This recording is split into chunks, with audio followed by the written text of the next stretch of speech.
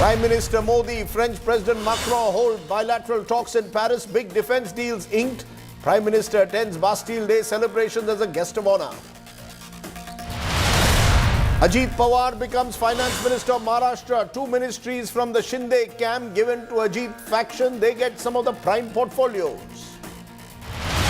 Law Commission extends the last date for suggestions on One Nation, One Law, sets a new deadline of 28 July. Another setback for DMK Neta Senthil Balaji. Madras High Court validates ED custody, says money laundering not the only offence in the case. Namibian cheetah Suraj dies in the Kuno National Park, makes it the 8th big cat casualty in just 5 months. India's lead in the first test match against West Indies goes beyond 200. Debutant Yashasvi Jaiswal hits a brilliant 171. And in Hollywood's biggest shutdown since over 60 years, actors and screenwriters go on a historic strike for fairer profits and better working conditions.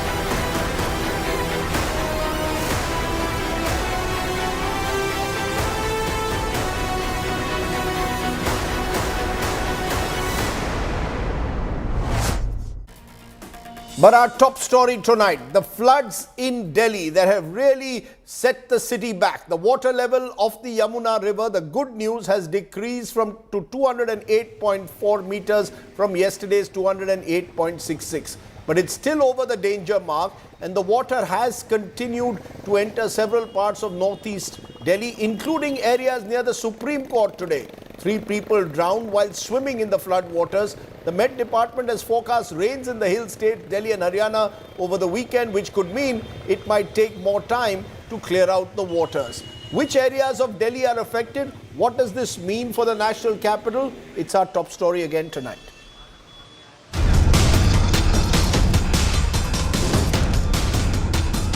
Cars, rickshaws, motorbikes. These are now mere objects floating like fragile paper boats on the relentless currents that have taken over the streets of the national capital. The water level of the mighty Yamuna has decreased marginally to 208.4 meters, but it is still well above the danger mark. From Rajghat to Kashmiri Gate to Red Fort to Yamuna Bazaar, many parts of Delhi down on the knees for the second day straight. The island kind of shape that you see behind me is Rajghat, and it is surrounded by water completely, and water flow has intensified in the last 24 hours. The Yamuna water level have slightly dipped. However, the encavements, the walls that were there to protect water level, water of the river from entering into the city, there are cracks there, and that is why the intensity of water flowing into the city has increased in the past 24 hours. Floodwaters reached the entrance of the Supreme Court in central Delhi, while the busy ITO intersection got submerged as a regulator of the Delhi Irrigation and Flood Control Department suffered damage.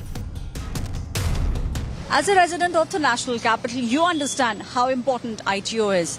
But unfortunately, for those who want to travel from Noida to Delhi or from Delhi to Noida, and in case you want to use the ITO, be prepared, you will have to spend at least a couple of extra minutes on the ITO. The reason is the entire side, both the sides are inundated.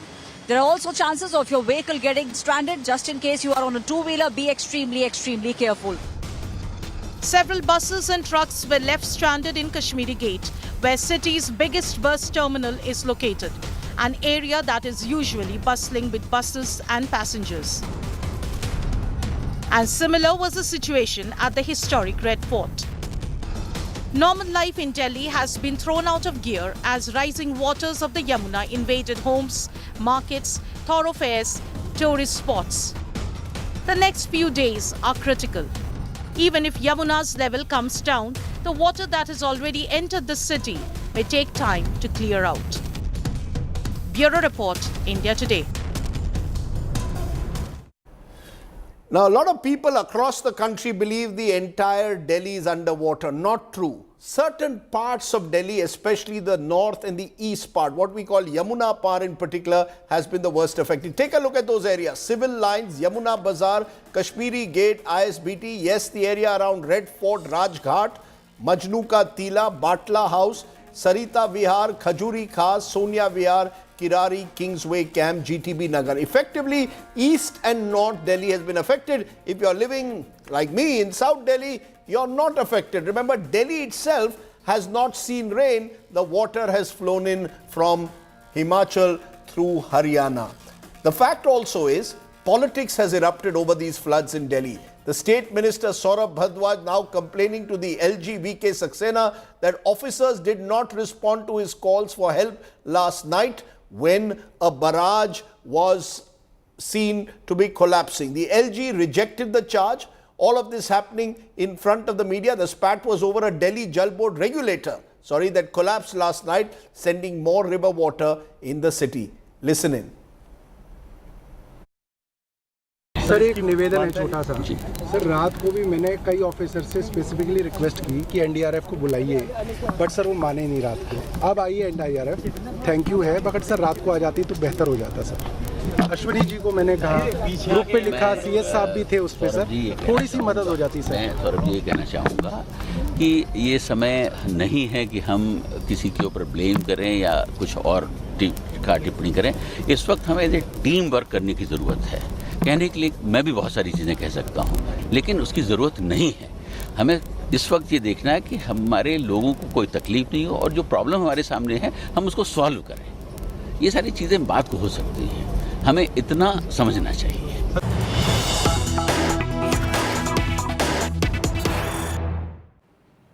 And joining me now is one of our newsmakers tonight. He's right there in the field. Minister in the Delhi government, Saurabh Bhardwaj, is near the ITO barrage, which, remember, has become one of the spaces where water has accumulated. Saurabh Bhardwaj, you are there at that ITO barrage spot. It appears that the Delhi government seems to be now blaming the Haryana government for releasing excess water, for suggesting that some of these barrage gates are not working. I want to understand from you, are you passing the buck? Are you blaming Haryana for what should be your responsibility? Rajdeep, we are just putting some facts on the table and we did not do it on day one. We have been working day and night to help the citizens of Delhi. Now I think you also stay in Delhi and most of the viewers who stay in Delhi understand that Delhi is not facing rains for last 5 days. Delhi had its rain on 8th, around 153 mm of rains. On 9th we had rains in the evening and 10th, 11th, 12th, 13th, 14th we did not have any rain in Delhi. In spite of the fact, the levels of Yamuna have been continuously rising for last 5 days and they have risen to levels which are unprecedented. I just wanted to remind all your viewers that the Delhi faced its worst floods in the year 1978. And even in 1978, when lots of people were dead, property was devastated, the levels of Yamuna were like 207.49 meters. Today, the levels of Yamuna breached 208.60 meters, which is 1 meter beyond what we witnessed in 1978. That is like 45 years back. So you can imagine these levels are unprecedented. Nobody expected that Delhi will get so much of water just because I take that point. Saurabh bhai, I take that point. But are you blaming this? How can you blame the Haryana government? Either there was no coordination between Delhi and Haryana. The fact is Hatnikund barrage is located in Haryana. You seem to be suggesting that Haryana released excess water, that 5 of the 32 gates of the ITO barrage in Delhi, which are run by the Haryana government, were jammed, causing the rise in water levels. But the fact is, the regulator at Indraprastha metro station collapsed because allegedly of poor condition. Now, how long is this blame game going to continue between Delhi and Haryana? Rajdeep ji, there is no blame game. I am just putting few more facts on the table. Another fact is, at Hatnikund, there are 3 streams which come out of Haryana. One is Western Canal, another is Eastern Canal, and the third one is the Yamuna. What we found today from various videos which have been shared by us from the neighbors is that the canal which comes to Delhi is full of water. The river which comes to Delhi is full of water, but the canal, the Eastern Canal, which goes to Saharanpur in UP, has no water. So I don't think it's just a coincidence that Haryana doesn't seem to send water into UP even through its canal. But it is very happy sending all the water into the canal of Delhi and into the Yamuna, which is flowing across Delhi. Now all these things are basically science. All the engineers who regulate the regulator at Hathnikund understand, and there are very basic formulas that if you release 3 lakh cubic water, this will make Yamuna's level this much. So these are predictions, and these predictions are with the Haryana government and are with the nodal agency, which is the Central Water Commission. No, are you willing to put out? Are you willing to put out in the public domain? Are you willing to put out in the public domain all your communication with the Haryana government? You are making a very serious charge today. You are virtually claiming that at least part of the flooding was man-made. That this was done by the Haryana government to target an opposition government in Delhi. Rajdeep ji, what I am saying is we can put out in public the log sheets of Hathnikund Barrage, which will prove to the world that the Haryana government consciously did not send water into the canal which runs through UP, but they pushed water into the canals of Delhi and through the Yamuna river. Second, the barrage where I am sitting is an ITO barrage. Time and again we have written to Haryana government that you don't need this barrage. You don't have anything to do with this barrage. Please hand it over to the government of Delhi so that we can maintain it. Every time during the Chhath season, we have to request Haryana government to open 2 gates, 3 gates, modulate it. Why should we write to Haryana every time?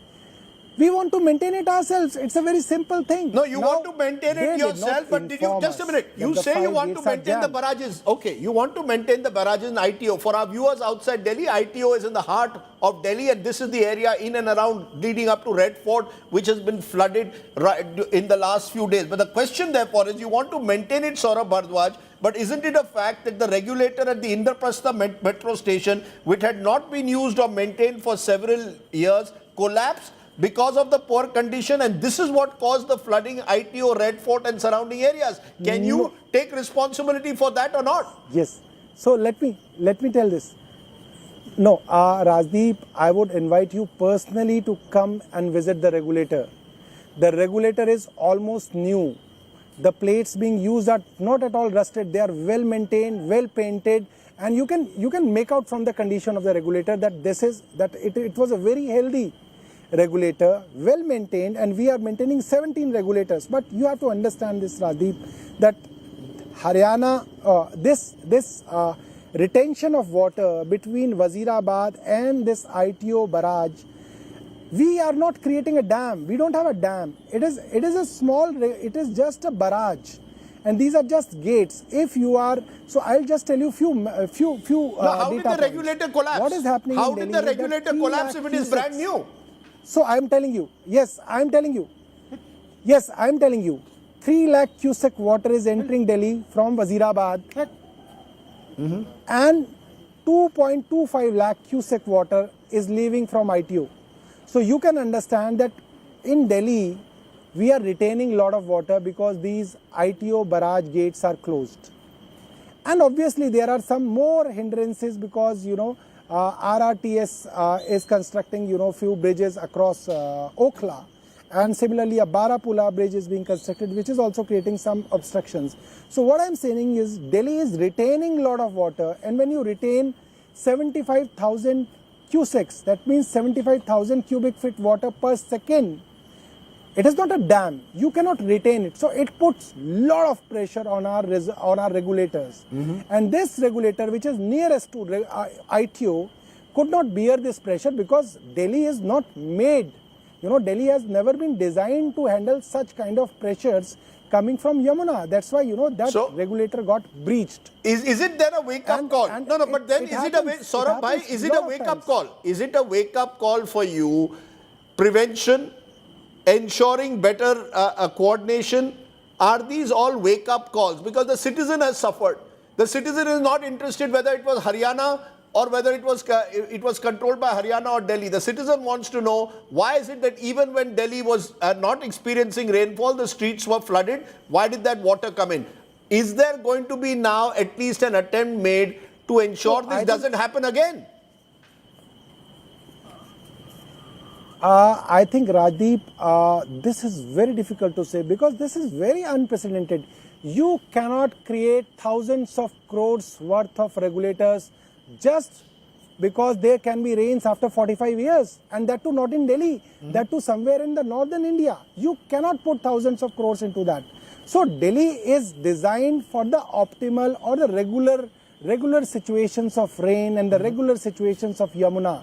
This unprecedented rain, you cannot blame the drainage system of Delhi, because if I'll just give you an example. Look, all the drainage system across the world runs on gravity. So drains basically flush all the storm water through gravity into the nearest water bodies, which can be Yamuna in case of Delhi. So drain is at this level and Yamuna is at this level, and the drain will drain out water into Yamuna like this. But when you have an unprecedented situation, when Yamuna is at 5 meters higher than its usual course, that means almost 2 stories high, then all these drains which are pushing out water into Yamuna cannot push water because Yamuna, it is at a higher level. So now you need regulators which will basically stop or prevent water from entering from the river back into the city.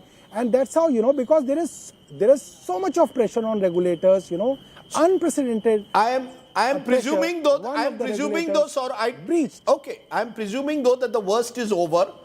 Therefore, I will ask you, in your view, what is the biggest lesson that you have learned that you will ensure that next time round we are in a better place to deal with such a calamity? Rajdeep, I must tell you, for last 3 days, NDRF is helping Delhi government. Even the engineers regiment of army has been helping Delhi government. And yesterday night at 10 o'clock, the news flashed on a lot of media channels on the Twitter that there is a breach of a regulator, and if it is not stopped, water will reach the top court of India, that is Supreme Court.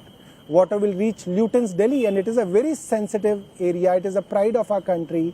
So I reached that place at around 10 o'clock. I assessed the situation and I called up officials, and we have a special WhatsApp group just for flood control, which has the top IAS officers of Delhi. And I told them, Mr. Ashwini Kumar, we should call NDRF and we should take their help.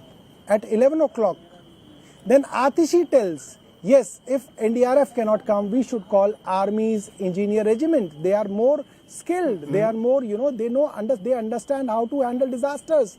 Our departments are not, they are not that expert. And the officials ignored it, avoided it. And you're making a very serious charge again. As a minister, I don't have these contact numbers. You're making a serious charge again that officials did not respond to your emergency calls last night. Yes. Yes, Rajdeep. And one of the district magistrates says on the WhatsApp group, which has the chief secretary, sir, I am at the location. My team is at the location. And I was at the location. I said, you are not at the location because I am at the location.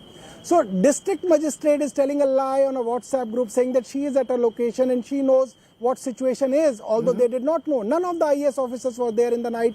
I was there throughout the night, Rajdeep, with around 200 laborers and, a superintendent engineer. But had it been, so if the minister is giving directions, and not just one minister, 2 ministers are giving directions in the event of calamity, in the event of emergency, they should be followed. So therefore, I will ask you, do we have too many? Do we have too many authorities who don't trust? do we have too many authorities who don't trust each other? Haryana government, BJP ruled, Delhi government, Aam Aadmi Party ruled. MCD ruled now by the Aam Aadmi Party, NDMC comes under the centre. We've got officers responding to the LG, officers responding to ministers. Do we need a single authority now for flood control? I think Rajdeep, we can deal with the central government and we can deal with the Haryana government. But we as a government cannot deal with the situation because where officers are not answerable to the elected government, where officers are not accountable to the elected government, because LG is not accountable to the people of Delhi. It is me who is being asked question by Rajdeep Sardesai. Nobody asked these questions from Honorable LG. Okay. Nobody asked these questions from the Chief Secretary. I have to go back to you, Rajdeep, and ask for your vote.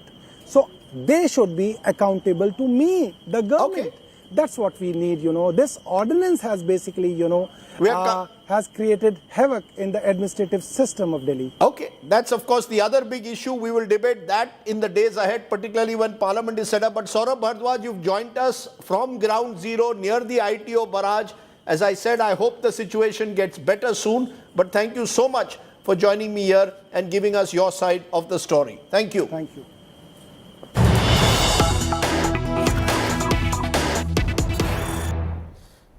Now, while the politicians may do their blame game, the fact is life has come to a standstill for many Delhiites in the affected area. Several streets, houses as well as markets in the city remained waterlogged for the second straight day. Despite the water level of the Yamuna decreasing, there is no respite for these citizens. How are they coping with the flooded waters? Take a look at tonight's Get Real India story.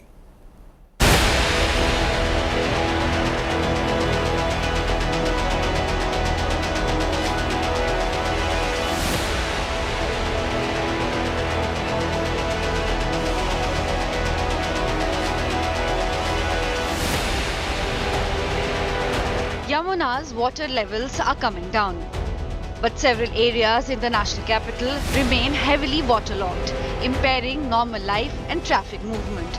As authorities scrambled to lead rescue and relief efforts, many Delhiites suffered. भी आपको rescue किया गया, लेकिन अंदर कितनी देर तक आप लोग फंसे रहे? आने की कोशिश किसी की? हम लोग फंसे रहे 24 घंटे। हम 2 मंजिल पे बैठ गए थे। 2 मंजिल पे बैठ गए। और कितने समय तक ऐसे बैठे रहे? कल्ले से पानी बढ़ गया तो हमने की मक्का बचाएं और बकरियां थी दूसरे की बात। खाना पानी कुछ सुविधा नहीं होगी? ना दीदी, कुछ नहीं। Water is 10 feet deep right behind me, where houses and bungalows have been submerged, farms and fields have been destroyed, animals have drowned, many rescued by the locals here. But where there was no administration, police or NDRF, there is always India Today, ready to give you all the news and updates from submerged areas of Noida. Water from the Yamuna infiltrated several homes, markets and tourist spots, throwing life out of gear for many. कोई मदद के लिए आया? नहीं, कोई भी नहीं आया। कोई आया मुनादी हुई कि यहाँ से बाहर चले जाइए या सुरक्षित चले जाइए? आपने हेल्पलाइन नंबर पे कहीं कॉल करने की कोशिश कर रहे हैं? नहीं। हम इनके पड़ोसी हैं, सामने हमारा घर है, हम इनको लेकर के हमने ऊपर हम लोग कर दिए इनको। अच्छा, ये नीचे रहती थी? हाँ, नीचे रहती थी, बहुत आनंद फानंद में भगी हैं ये। इनके घर में 12 बजे रात को पानी घुस गया sir. Residents of the Yamuna floodplains rushed to save their cattle, dogs and cats. Even horses were seen at the rescue camps, where they were brought from the now inundated river banks. अंदर जो फंसी हुई गाय, उन्हें हम सब गए यहाँ से, गाय निकलवाई हैं, घोड़े हैं, बकरी हैं, आदमी हैं, उन्हें सबको लेकर आ रहे हैं हम। ऐसा कभी देखा ही नहीं अपनी जिंदगी में, इतना पानी आएगा। दिल्ली में तो हम कमाने आया हूँ खाने के लिए, ऐसा तो सारे सामान हमारे खत्म हो गया। Amid the flood havoc, a 3-day holiday has been declared for all Delhi schools. Many schools turned into temporary camps for flood victims. With light to moderate rainfall likely to occur in Delhi and adjoining areas for the next 5 days, situation could turn worse. With Mausami Singh and Milan Sharma in New Delhi, Bureau Report, India Today. It's been a tough few days for several Delhiites as they waded through those waters. Let's turn from there to our other big story. Prime Minister Narendra Modi and French President Emmanuel Macron holding delegation-level talks at the Elysee Palace in Paris. Those talks are ongoing at the moment. In a short address a short while ago, Prime Minister Modi called France India's natural partner in the development story, stressed on areas from defense cooperation to civil nuclear deals to trade and education. Macron said both countries together can find solutions to global crises. Remember, the Prime Minister is attending the Grand Bastille Day celebrations today, where an Indian tri-services contingent marched down the Champs-Élysées to the tune of Sare Jahan Se Acha, with Rafale jets lining up the sky. The Prime Minister has also got the Grand Cross of Legion of Honor, the highest honor of France. Occupation commune d'un risque de fragmentation de la communauté internationale, en particulier dans le contexte de la guerre menée par la Russie en Ukraine. Nous avons le même objectif de chercher une paix durable et de répondre aux effets de cette guerre d'agression sur les pays les plus vulnérables, notamment en termes de sécurité alimentaire et de capacité de financement. C'étaient ces sujets qui étaient au cœur du nouveau pacte financier mondial que nous avons préparé ensemble et de l'agenda de Paris pour les peuples et la planète qui en est issu et que nous continuerons de porter. आत्मनिर्भर भारत, उसमें France एक अहम partner है। आज हम रक्षा के क्षेत्र में भारत में नई टेक्नोलॉजी के को प्रोडक्शन और को डेवलपमेंट पर बात करेंगे। सबमरीन हो या फिर नौसेना के जहाज, हम चाहते हैं कि मिलकर केवल अपनी ही नहीं, तीसरे मित्र देशों की जरूरतों को भी पूरा करने के लिए हम काम करें। So what does this Indo-French partnership mean in real terms? Dr. Mohan Kumar is former India's ambassador to France. He joins us. Nicolas Barr is editor-in-chief L'Echo Paris, France, and he was the journalist who interviewed Prime Minister Modi. I want to come to you, Dr. Kumar, first, because give us the big picture. We've seen a lot of bonhomie in this visit between India and France. Is this the special relationship that Prime Minister Modi now seems to have with the French president, or is this something that has been built up over the last 25 years that has in a way solidified this relationship? Thank you very much for having me. I think the latter, if I may say so. It's taken 25 years for these two countries to establish a certain strategic partnership based on trust and confidence. I would make 3 points. Both France and India seek a multipolar world. Both believe in practicing strategic autonomy, and both follow an independent foreign policy. I think what has happened over time is that the two countries are facing an uncertain world. They have decided that they will seek a stable, predictable world to the extent they can. I would make 3 final points. These are two middle powers, both France and India, which are trying to make sense of a world which is on the verge of fragmentation. That's the first. Mm-hmm. Second, I think really that India can offer to France and EU a chance of de-risking from China by offering itself as an alternative. And last but not least, I think France has come to the conclusion that no global problem can be solved without India. I'm not saying India is capable of solving all problems, but I'm saying that it is not possible to tackle climate change. It is not possible to tackle food security. It is not possible to tackle public health. It is not possible to tackle terrorism without India. And therefore, France has taken a calculated bet on India. I would make one final point, which is that the fact that the Prime Minister's visit to France comes so close on the heels of a hugely successful visit to the United States is itself an ultimate expression of India's strategic autonomy. Interesting viewpoints there, Dr. Kumar. I just want to come to Nicolas Barr at the moment. Nicolas Barr, you were the journalist who interviewed the Prime Minister. Give us a sense of how France sees Prime Minister Modi, because we've seen the Prime Minister being warmly received, the guest of honor getting the highest honor. At the same time, we've seen concerns in some quarters over what they call human rights violations, they call nationalism. We've seen it in the European Parliament raising issues in Strasbourg over Manipur. How is Prime Minister Modi perceived by the French establishment? Yes, you're right. There have been some various reports on the issue you mentioned, criticizing some of the policies that have been conducted by Prime Minister Modi since he came to power since 2014. So yes, we have seen these criticisms. At the same time, I 100% agree with what the ambassador said. France considers that India is absolutely instrumental in helping solving the key global issues that we are facing. We all remember the role that India has played during the COP21 Paris Agreement. India was really instrumental, and it's thanks to this country that we were able to reach an agreement.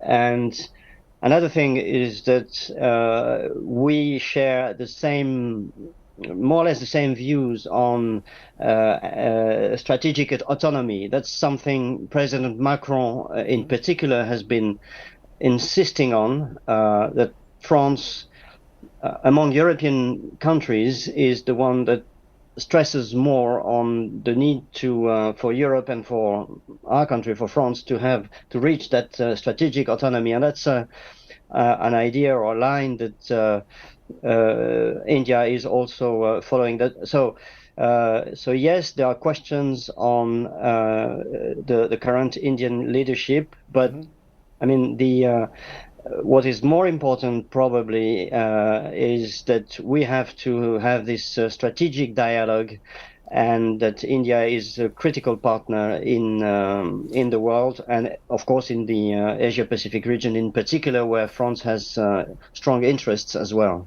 In fact, the Prime Minister did mention, of course, the Asia-Pacific region and India's role there. But Ambassador Kumar, you know, the Rafale aircraft agreement, both in 2016, now again, defense cooperation seems to be central to this agreement. There have been question marks. The opposition has raised it over the way the Rafale deal was signed in 2016, alleged favors being provided to a particular industrialist.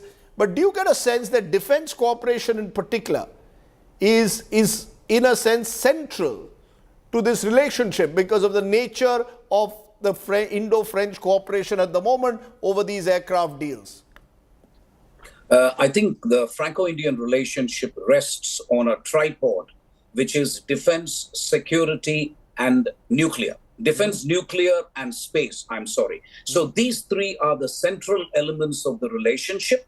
Defense continues to be a central feature, I agree with you. But I think the more exciting things for me are, frankly, technologies, 6G, quantum computing, artificial intelligence, and I'm waiting for a roadmap by the two leaders which will indicate. But to go back to defense, I think it's interesting that when I was ambassador, we conveyed to France that a buyer-seller relationship will not do, because India simply doesn't have the money to keep on buying expensive equipment. What I find interesting is that France has been quick to accept that message, and we are now talking in terms of co-design and co-production. Should that come about, that will indicate a paradigm shift in the defense relationship between India and France. Bear in mind that France has been the best strategic partner, which has transferred almost 100% technology to India,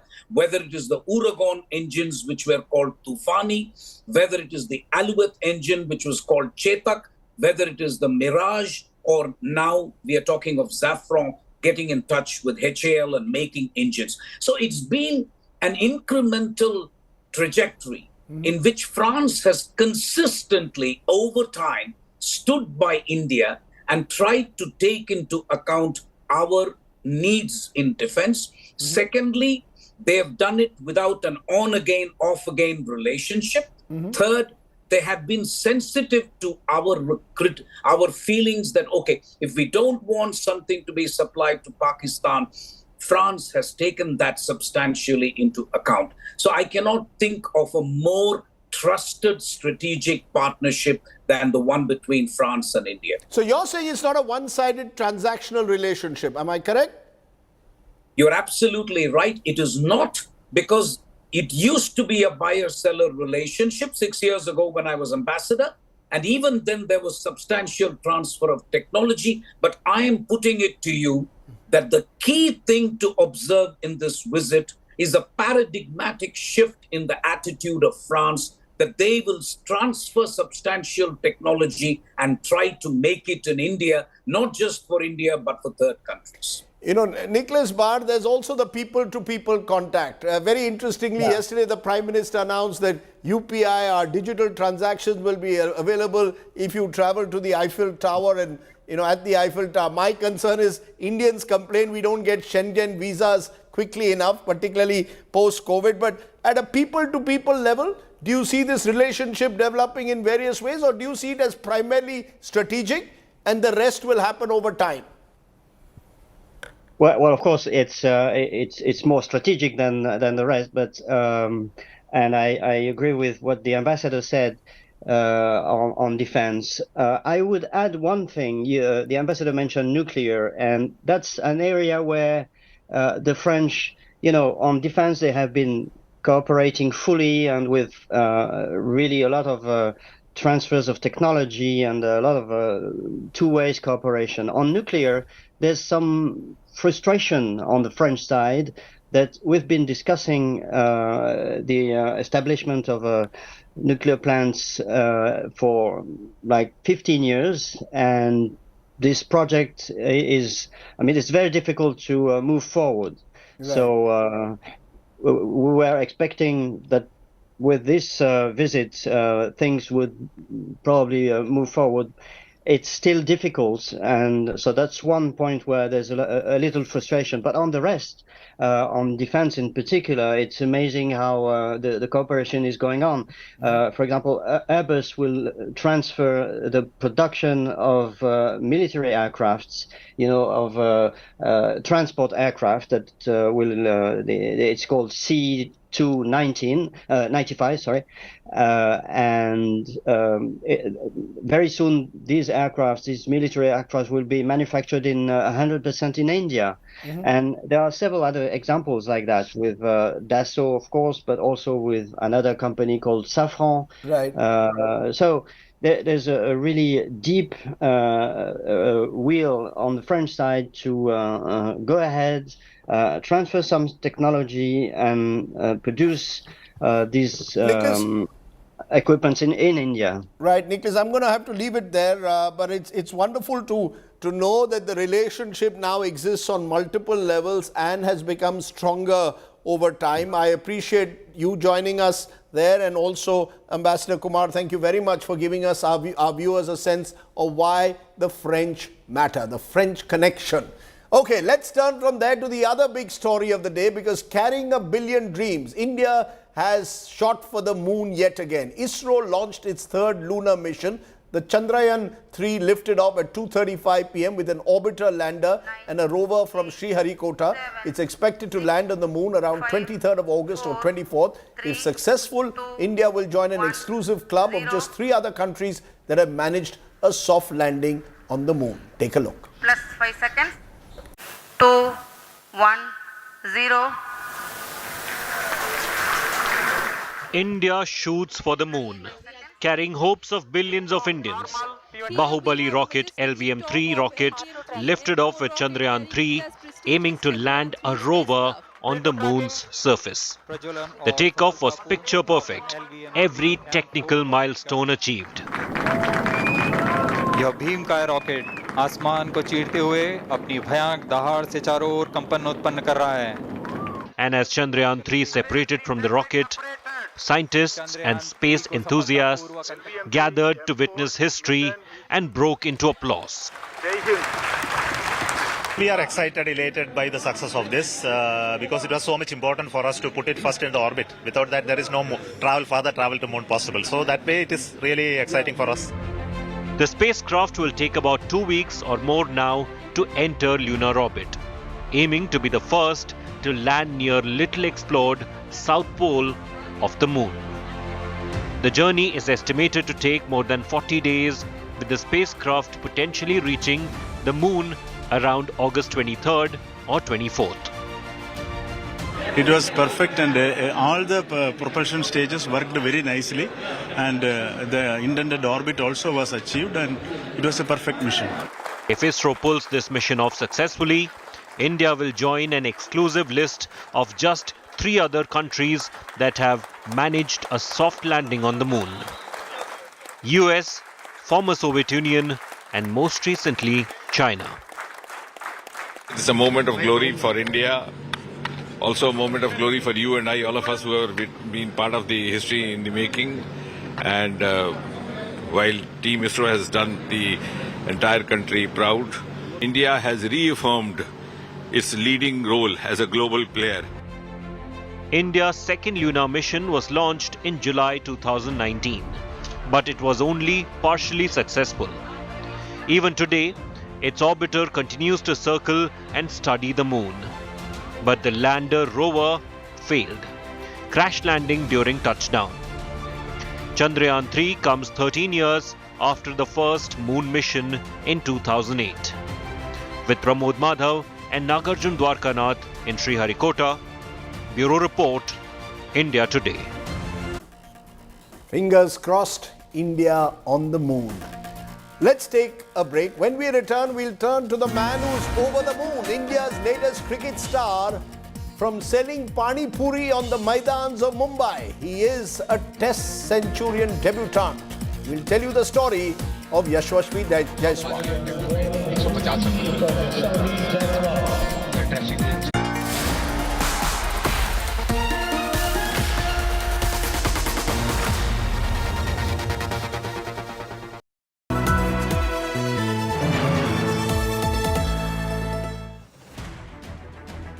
I don't read the news. I read between the lines to tell you the true version of events. The true story of our times. To document grief, the toughest assignment for any journalist to be. From those who matter. Women politicians going to stick up for each other. Of those who should matter. I document the truth. I don't distort the truth. I don't glamorize the truth. I don't gloss over the truth. The ghosts of India's contentious medieval history have come knocking again. I hustle for the truth. On the ground, in the newsroom, in the studio. I don't try to grab eyeballs. I inform you to make you see the point. To the Point with Preeti Chaudhary. At these times, only on India Today.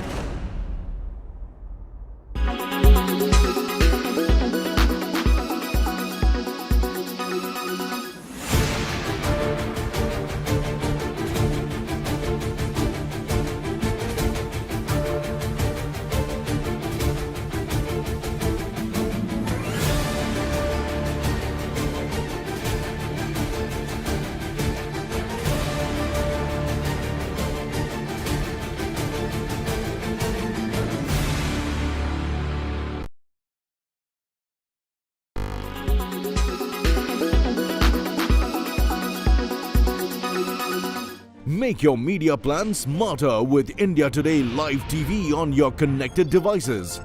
Amplify your brand with 100 million smart internet viewers. To advertise, mail us at sales@aajtak.com.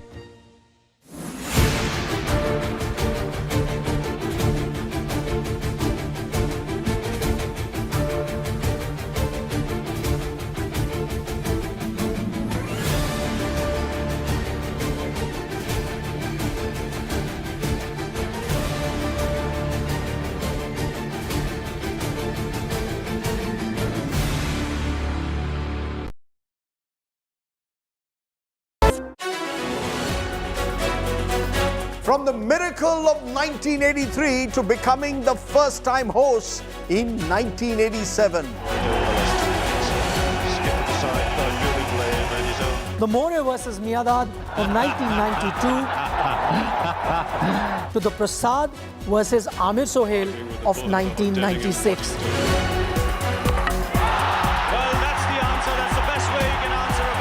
And then, of course, the high of 2011 with Mahendra Singh Dhoni finishing it off in style. He finishes off in style. A magnificent strike into the crowd. India lift the World Cup after 28 years. Relive India's journey at the Cricket World Cup from 1983 to the last edition in 2019 with me, Rajdeep Sardesai. And me, Nikhil Nas. World Cup Rewind at these times on India Today.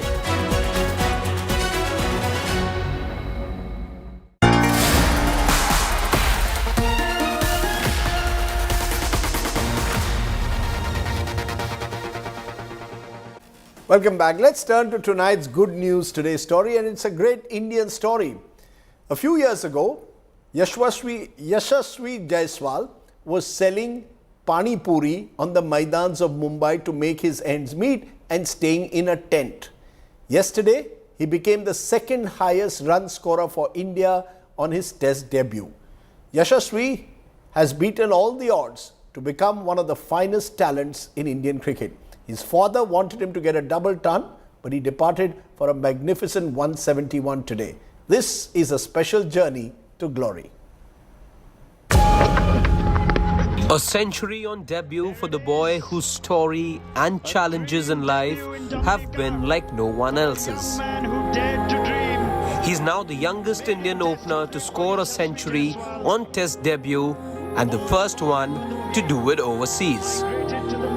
Of course बहुत emotional था मेरे लिए, मेरे परिवार के लिए, उन सभी लोगों के लिए जिन्होंने मुझे हर तरीके से मतलब सपोर्ट किया है, क्योंकि ये काफ़ी लंबी जर्नी रही है मेरी और मैं बस यही कोशिश मैं सभी को थैंक यू बोलना चाहता हूँ जिन्होंने मुझे किसी भी तरीके से मदद किया है हर जगह पे। और जस्ट यही है कि मैं अपने माँ बाप को डेडिकेट करना चाहूँगा कि उनका भी बहुत बड़ा योगदान रहा है मेरे लाइफ में।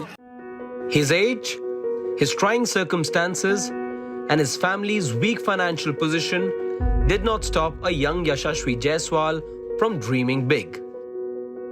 He always dreamt of playing for India, and to follow that dream, he left his family and shifted to Mumbai.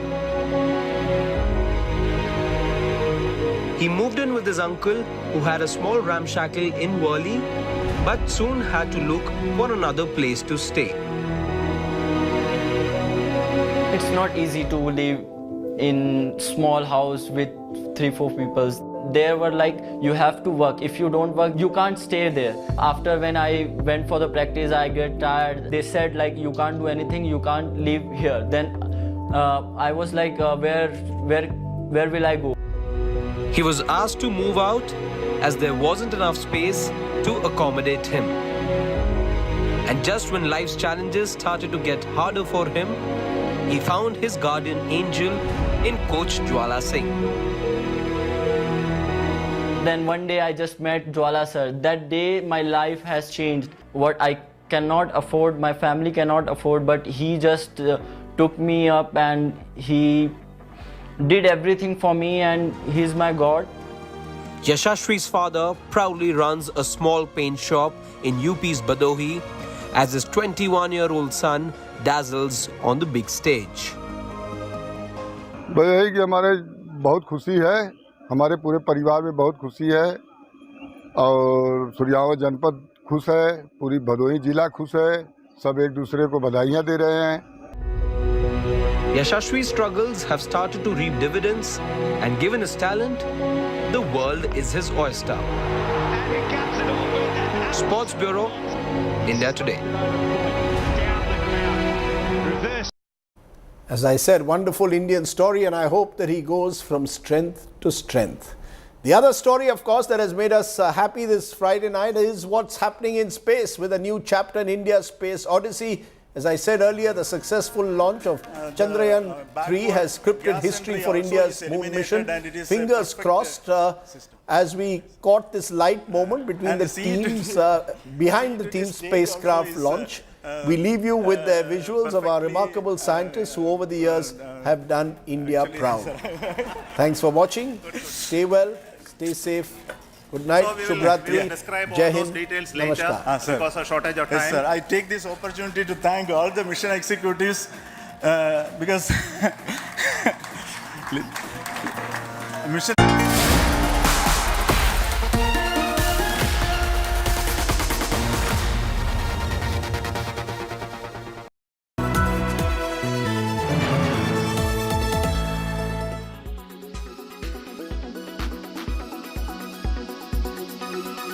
You did say that the guidance you have maintained on the revenue growth front and also on the EBIT margin front, it was the upper end 19% earlier. Now it's 18 to 19%. Are you being cautiously optimistic?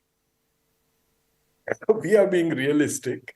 So again, the quarter one is at 17%. It was, by the way, the same 17% in the last year's June quarter as well. So we have seen this 70% levels before in the base. Our seasonality is that Q1 typically tends to be the lowest and Q3 tends to be the highest margins. That is driven by the software peaking in revenue and in margin terms in the December quarter. So there is that seasonality which we will see, and Q2 and Q4 are typically near the the margin band that we typically aim for and target. So based on all the actions, some of the actions we've announced yesterday, and I'll come to that, and there are actions taking place for pretty much every line item of the P&L.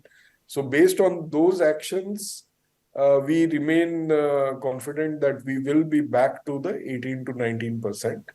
The actions that we have already announced are on the wage increments. So for the senior staff, we have already mentioned that there will be no increments in this year. And for the junior staff, to whom we typically give the increments in the first quarter, in the second quarter, effective July, they have been deferred to October, and we will make the decision in October how much increments are rolled out for the junior staff. But for the senior staff, there are no increments. I mean, we are literally on it. We've invested for the last years, but we are now accelerating. And so investments are starting now. A significant part, the biggest part of those investments are organic. So it's, investment that we are driving already now. I believe this month, as you know, we have shared this. We are going to train 100% of our employees, starting this month. When will it translate into revenue? It is already translating into revenue. We already have, as we speak today, dozens of programs around AI and generative AI.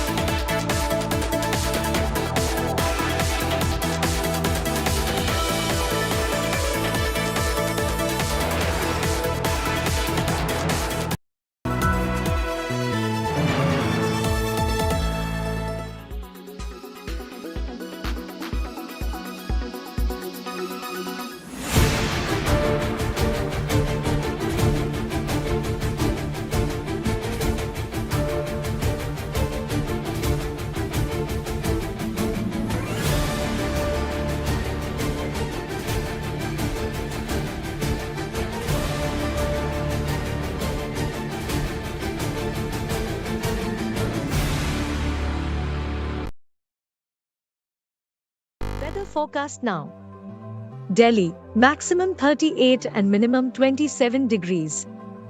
Mumbai, maximum 28 and minimum 25 degrees. Kolkata, maximum 34 and minimum 27 degrees. Bangalore, maximum 27 and minimum 21 degrees. Chennai, maximum 35 and minimum 26 degrees. Hyderabad, maximum 33 and minimum 24 degrees.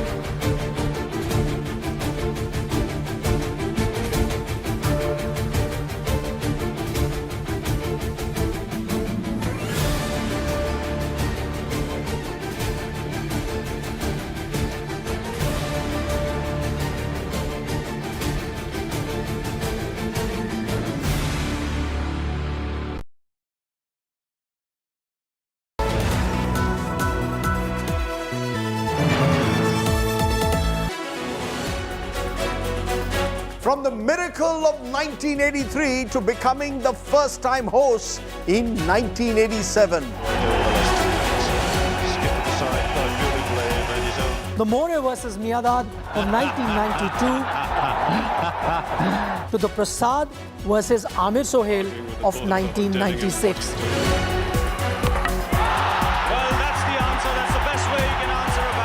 And then, of course, the high of 2011 with Mahendra Singh Dhoni finishing it off in style. He finishes off in style. A magnificent strike into the crowd. India lift the World Cup after 28 years. Relive India's journey at the Cricket World Cup from 1983 to the last edition in 2019 with me, Rajdeep Sardesai. And me, Nikhil Nas. World Cup Rewind at these times on India Today. Co-powered by the new Kia Seltos, the badass reborn. Extra safe polycab green wire.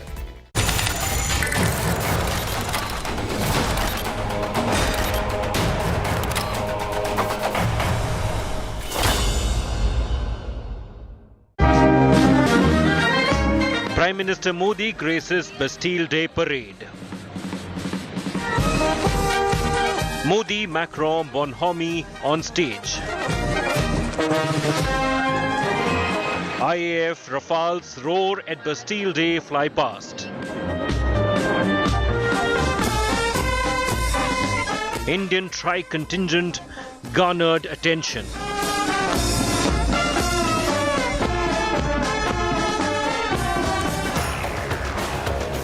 Peak prestige for Prime Minister Modi in Paris. Our top focus on India first.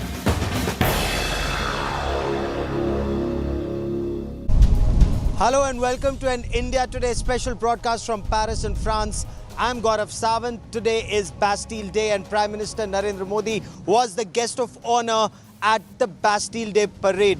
The French President and Prime Minister Narendra Modi, their bonhomie, was there for all to see. Also on display was the march past by Indian Army, Navy and Air Force personnel down Champs-Élysées. This broadcast comes to you barely a couple of kilometers from Champs-Élysées, where a very impressive parade was held earlier this morning. There were 6,000 French armed forces personnel and school children. There were also about 249 Indian Army, Navy and Air Force personnel. But while everyone lauded the valor of the Indian Army braves right from the First World War till date, all eyes also were towards the skies to see the Rafales as part of the Flypast. Rafales of the French Air Force and Rafales of the Indian Air Force. During the course of the next half hour, we will talk in greater detail about the bilateral meeting that's taking place even as we speak between Prime Minister Narendra Modi and the French President Emmanuel Macron. This is at the Élysée Palace. We were reporting from there just a short while back. But before that, as always, let's start with the headlines at 10.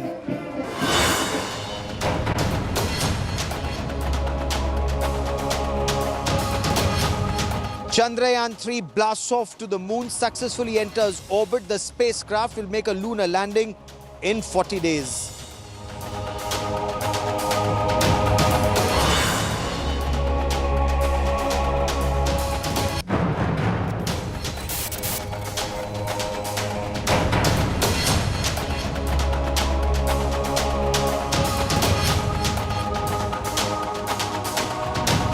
Parts of northeast Delhi remain inundated. 3 children die after drowning in flood waters. Threat of waterborne diseases now loom large.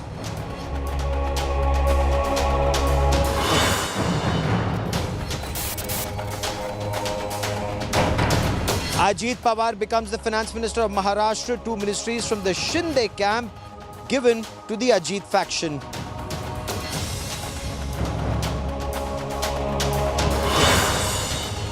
Namibin cheetah Suraj dies in Kuno National Park. This makes it the 8th big cat casualty in 5 months.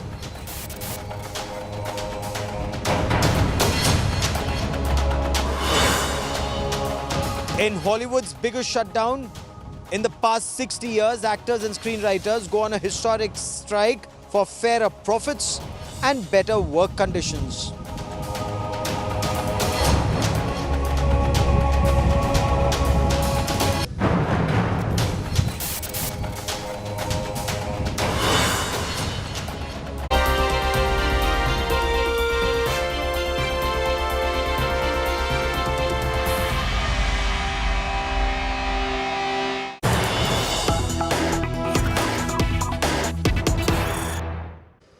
Prime Minister Narendra Modi and his the French President Emmanuel Macron, they're having a bilateral meeting at the Elysee Palace. Before that bilateral meeting, the President received the Prime Minister at the Elysee Palace and the two made a statement. And this statement talks about the future roadmap of India-France strategic partnership in the field of space. They talked about building new aircraft, they've talked about building submarines, and not just building submarines and ships for India and France, but as Prime Minister Narendra Modi said, build submarines and ships for friendly countries. So this is taking the relationship forward, talking about building military hardware for friendly countries. An aspect that the Prime Minister and the French President also talked about was more people-to-people contact, more visa for Indian students. Those who complete their master's degree, they will be given a 5-year visa to stay in France, and this helps both India and France. Apart from that, there was conversation about protection of space-based assets, cooperation in space, cooperation in nuclear energy. Again, something where both countries want to move forward. Remember, this is the 25th year of the strategic partnership between India and France. The French president spoke of the valor of the Indian Army. He spoke of the bravery of the Punjab regiment in the First World War in 1915, and of course the march past, the impressive march past that had taken place today. Before we move on in this bulletin, let's quickly listen in to Prime Minister Narendra Modi. Let's also listen in to the French President Emmanuel Macron.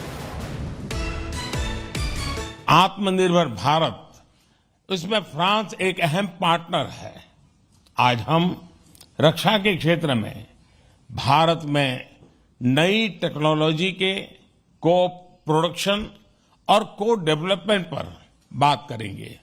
Submarine हो या फिर नौसेना के जहाज, हम चाहते हैं कि मिलकर केवल अपनी ही नहीं, तीसरे मित्र देशों की जरूरतों को भी पूरा करने के लिए हम काम करें.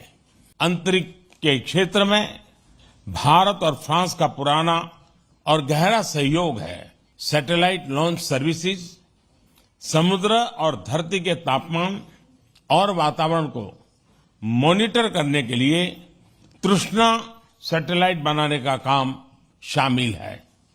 Space based maritime domain awareness जैसे क्षेत्रों में भी हम अपना सहयोग बढ़ा सकते हैं. Renewable energy, green hydrogen, artificial intelligence, semiconductors, cyber, digital technology जैसे अनेक क्षेत्रों में सहयोग बढ़ाने के लिए हम नए इनिशिएटिव्स की पहचान कर रहे हैं. हम दोनों देशों के स्टार्टअप और इनोवेशन इकोसिस्टम को आपस में जोड़ने पर बल दे रहे हैं। Occupation commune d'un risque de fragmentation de la communauté internationale, en particulier dans le contexte de la guerre menée par la Russie en Ukraine. Nous avons le même objectif de chercher une paix durable et de répondre aux effets de cette guerre d'agression sur les pays les plus vulnérables, notamment en termes de sécurité alimentaire et de capacité de financement. C'était ces sujets qui étaient au cœur du nouveau pacte financier mondial que nous avons préparé ensemble et de l'agenda de Paris pour les peuples et la planète qui en est issu et que nous continuerons de porter. Occupation commune d'un risque de fragmentation de la communauté internationale, en particulier dans le contexte de la guerre menée par la Russie en Ukraine. Nous avons le même objectif de chercher une paix durable et de répondre aux effets de cette guerre d'agression sur les pays les plus vulnérables, notamment en termes de sécurité alimentaire et de capacité de financement. C'était ces sujets qui étaient au cœur du nouveau pacte financier mondial que nous avons préparé ensemble et de l'agenda de Paris pour les peuples et la planète qui en est issu et que nous continuerons de porter. And in a short while from now, we will hear from the Foreign Secretary as he briefs media about the tangible outcomes of the bilateral meeting that is currently underway at the Élysée Palace. But let me now take you to what happened at Champs-Élysées earlier this morning. There were 6,000. It was like a victory parade. 6,000 French Army, Navy and Air Force personnel, men and women. A very large crowd of people. They'd also assembled on either side of that road to witness this magnificent parade. Right at the start of the parade were soldiers of the Punjab Regiment, followed by the Rajputana Rifles Regiment Band, followed by soldiers of the Indian Air Force and the Indian Navy. This was all about camaraderie of Indian and French soldiers, a camaraderie that's actually endured more than 100 years. It was in 1915 that the Indian Army soldiers had fought, 140,000 of them had fought here in France, in Europe, and 9,000 made the supreme sacrifice of their lives protecting liberty and fraternity and peace in France. So when the Indian Army Armed Forces soldiers marched past Champs-Élysées, people stood up and they clapped in gratitude. I was there. We bring you this report.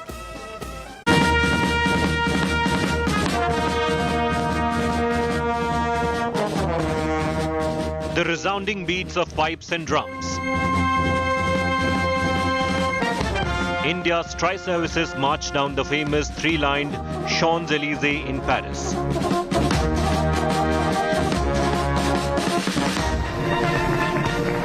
France extends one of its most spectacular recognitions to India.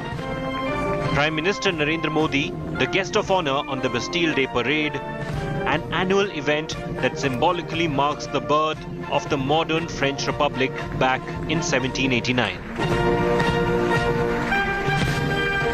The Prime Minister and the host, President Emmanuel Macron, watch Indian and French soldiers marching alongside in disciplined footsteps.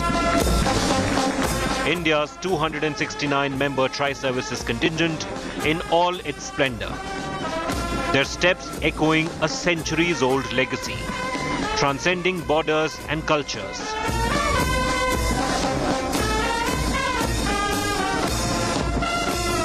India's patriotism resonates through the French air. Bands played out the iconic Sare Jahan Se Achha tune. Prime Minister Modi took the salute. The hosts applauded the visual symphony of synchronized marching and captivating music. The Indian Army contingent, comprising of 77 personnel and 38 members of the band led by Captain Aman Jagtap. Commander Vrat Bhagel led the Indian Navy contingent. They move ahead with measured strides. Here comes the Indian Air Force contingent, led by squadron leader Sindhu Reddy. A rhythmic cadence flows out of their steps, a masterpiece of military precision. Dressed in their resplendent uniforms adorned with medals and insignia. India's tri-services displayed their timeless elegance of tradition, seamlessly blending with the spirit of modernity in Europe's oldest and largest military parade. India's French-made Rafale jets soared in the French skies above. A stunning flypast over the Arc de Triomphe. Bharat France की strategic partnership के 25 साल के उत्सव का इससे बेहतर तरीका और क्या हो सकता है? The two countries commemorate 25 years of their strategic partnership. A moment of profound significance, a moment of strengthened camaraderie. With Gaurav Sawant in Paris, Bureau Report, India Today.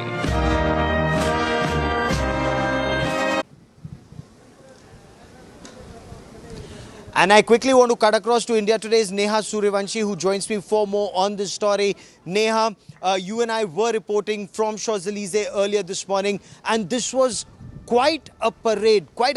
Even a large number of French nationals who were there said this was a parade with a difference this year.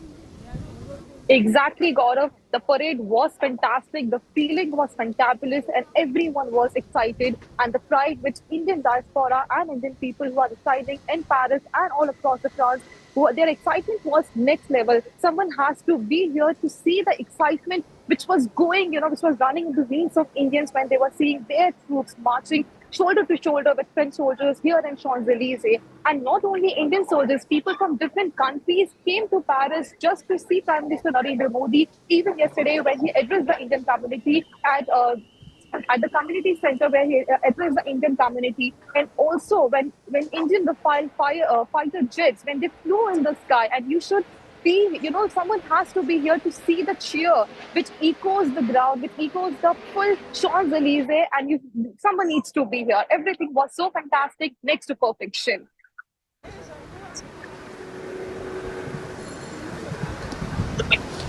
Okay, stay with me for a moment as we play out some of the reports that were filed at the time of the parade, including my interaction with the general officer commanding the ground troops at this parade. He said that while he'd commanded many parades in the past, this time it was different. This time it was more exciting. This time there was a message that was being sent out. A message that was being sent out not just to the people of India and France, but to the world at large. Let's listen in. With me is General Jaiswal. He is the commanding general of this Bastille Day parade. General, many congratulations and all the best for the Bastille Day parade today. Thank you, thank you. This is a great day for us, and it's a great day for Indian and French relationship. We are deeply proud and honored that you parade with us. Thank you. Sir, you are leading this parade, and as part of this parade there are also soldiers of the Indian Army, the Navy, the Air Force, and a marching contingent of the Rajputana Rifles Regiment, the Punjab Regiment, which fought here in the First World War. They are very proud of this fact, but what goes through your heart this morning? Oh, we are soldiers. We are all sharing the same values, the commitment to our different countries and commitment to our missions. And we are sharing the same values. The defense for freedom, defense for liberty, defense for the real deep and heartful values. So it's, for me, a real honor to have continue to train, because they are also, athletes are very, very, very good and very impressive. But I'm very deeply honored to welcome them with us in this Bastille Day parade. At this point of time, when you march past the saluting dais, you have the President of France, you have the Prime Minister of India, you have a billion-strong nation, India, that's watching this parade, and you are leading this parade. what are your thoughts, especially on India and France and their military-to-military level cooperation, sir? Okay, it's very important for us, the strategic partnership that we have with India. And I have been honored to welcome officially your Prime Minister when he arrived yesterday in France. It was a great moment for me as a general with our Prime Minister, Miss Bourne. For this parade, and knowing that India is watching the parade, I want all the Indian people to show all the smile on the faces, showing everybody that we are proud to parade together and we are defending the same values. And it means something for soldiers to parade for a national day. You are on it, we are on it, and it creates bonds and links together that will never be dissolved. Tell me about your preparations for the parade today. So we arrived like 1 week earlier, and we had a very long preparation by doing some rehearsals, and it took a long time to be perfect, so it's going to be all right. So today the Prime Minister of India is the guest of honor at the Bastille Day parade. Indian Army, Navy and Air Force marching contingents will also be a part of this parade. What does that mean for you as an officer who will be a part of this parade? We're very proud to have the Indian Army with us. First of all, because it's our oldest friend and partnership in the area of the Indo-Pacific area. So this is, we're very proud to march with them, and they are absolutely perfect when they go on a parade, because they're just, every time they're perfect. Did you see the training of the Indian Army in these past several days? What were your experiences like interacting with the Indian Army? We felt a little bit like jealous, because their uniform are very bright and shiny, their boots are perfect, and the alignment of their arms when they are going high, it's just crazy to see it.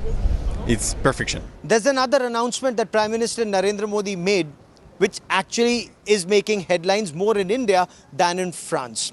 Imagine coming to France as a tourist, going to Eiffel Tower and not keeping euros in your pocket, but using your mobile phone and a UPI app to pay. Using UPI to pay.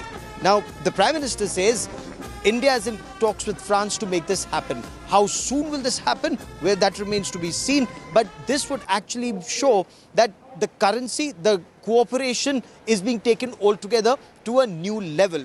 There's another aspect which drew a lot of cheer and clapping from the Indian diaspora when the Prime Minister said those who complete their master's degree will get to stay in this country for another 5 years to pursue higher education or to work. And this is a win-win both for India and for France. We get you more in this report.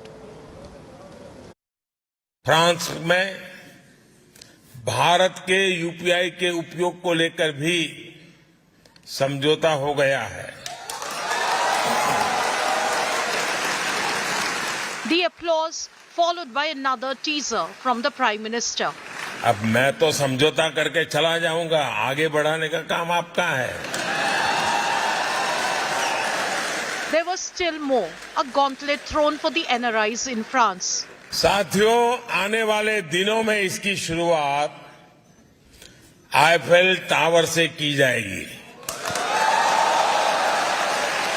यानी अब भारतीय tourist mobile app के जरिए Eiffel tower में रुपये में भुगतान कर पाएगा. The deal with France makes it the sixth country where UPI can be used instead of cash, debit or credit cards or forex cards. The others are Singapore, UAE, Oman, Bhutan and Nepal.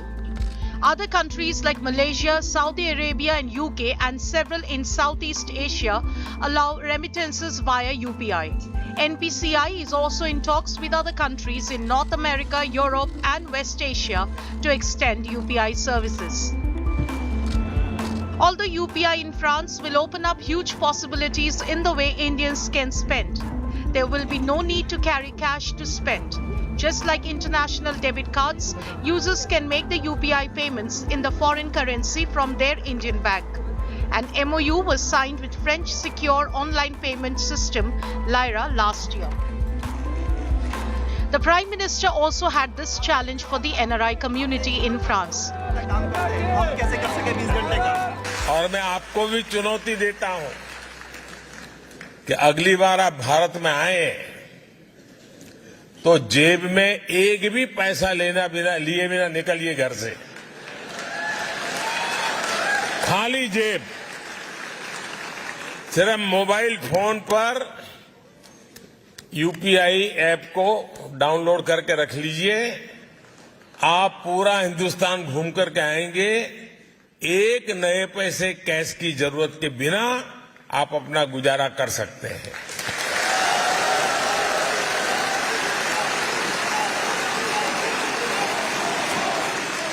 As per RBI data, UPI transactions stood at 139 trillion rupees in the last fiscal. This was about 73% of all non-cash transactions. According to a PwC report, daily transactions are likely to reach 1 billion by 2026-27, accounting for about 90% of all non-cash transactions. Another major announcement at the diaspora event was a decision by France to grant long-term 5-year visas for students pursuing a master's degree in the country. Bureau Report, Business Today Television. पिछली बार जब मैं France आया था तब तय हुआ था कि फ्रांस में पढ़ने वाले भारतीय स्टूडेंट्स को 2 साल का पोस्ट स्टडी वर्क वीजा दिया जाएगा।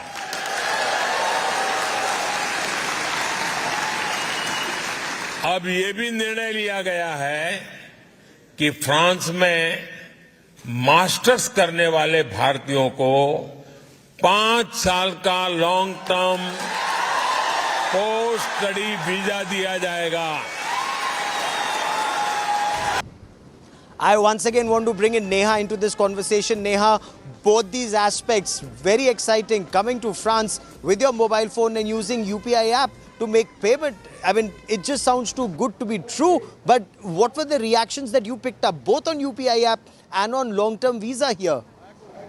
The excitement was amazing. People were, they were not believing that this is about to happen. Even right now, I'm standing next to Eiffel Tower, and I can, I can literally see there are lots of Asian community, Indian people. They have their businesses open here, and when I talk to them about what's their reaction to it, they were shocked that this is true. And let me tell you one more thing: for Indians, for Asians, it is anyways difficult to travel to European countries. They need Schengen visa, and Schengen visa requires a lots of process. So most of the people, they just drop their plan. They just find it really hard. So this initiative is going to be a really big boost in tourism as well, because this is going to be to motivate them to travel to France, because it is going to ease, because people have to change their currency. They have to go through lots of paperwork to apply for Schengen visa, and it's already tiring. Imagining taking one burden off their shoulders, that they don't have to carry the cash, they don't have to do currency exchange. It saves a lots of time, it saves a lots of efforts, and it's eventually going to boost the tourism.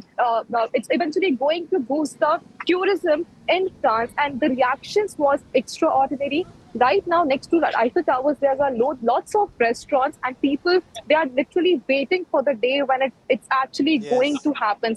They're ready to welcome. And the next biggest announcement was the extension of post-study work visa. Even when I came as a student in London, I know the struggles which Indian students and other students face when it comes to sponsorships. So this decision, it's going to help a lot.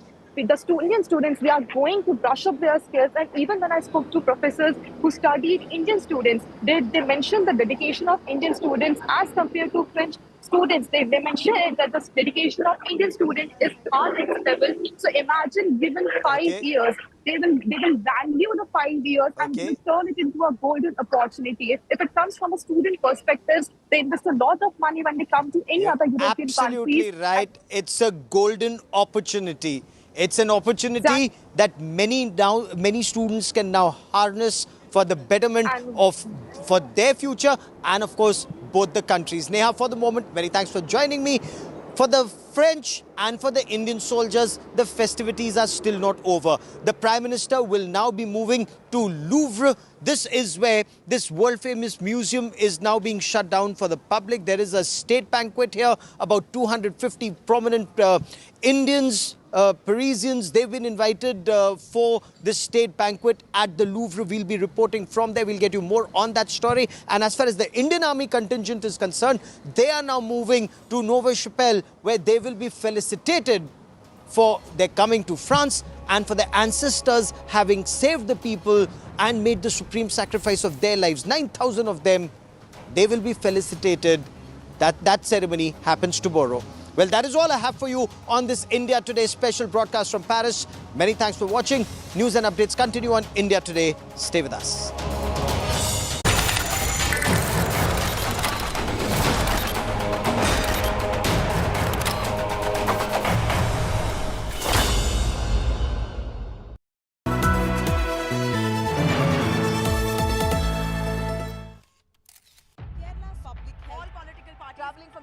Armed with facts, she takes the news by its horns. You think the future of these students are not hampered? Fierce, bold and direct, setting the tone for the biggest stories from every corner and every angle. Expect nothing but the unfiltered truth. News first, niceties later. Watch me, Nabila Jamal, on India Today.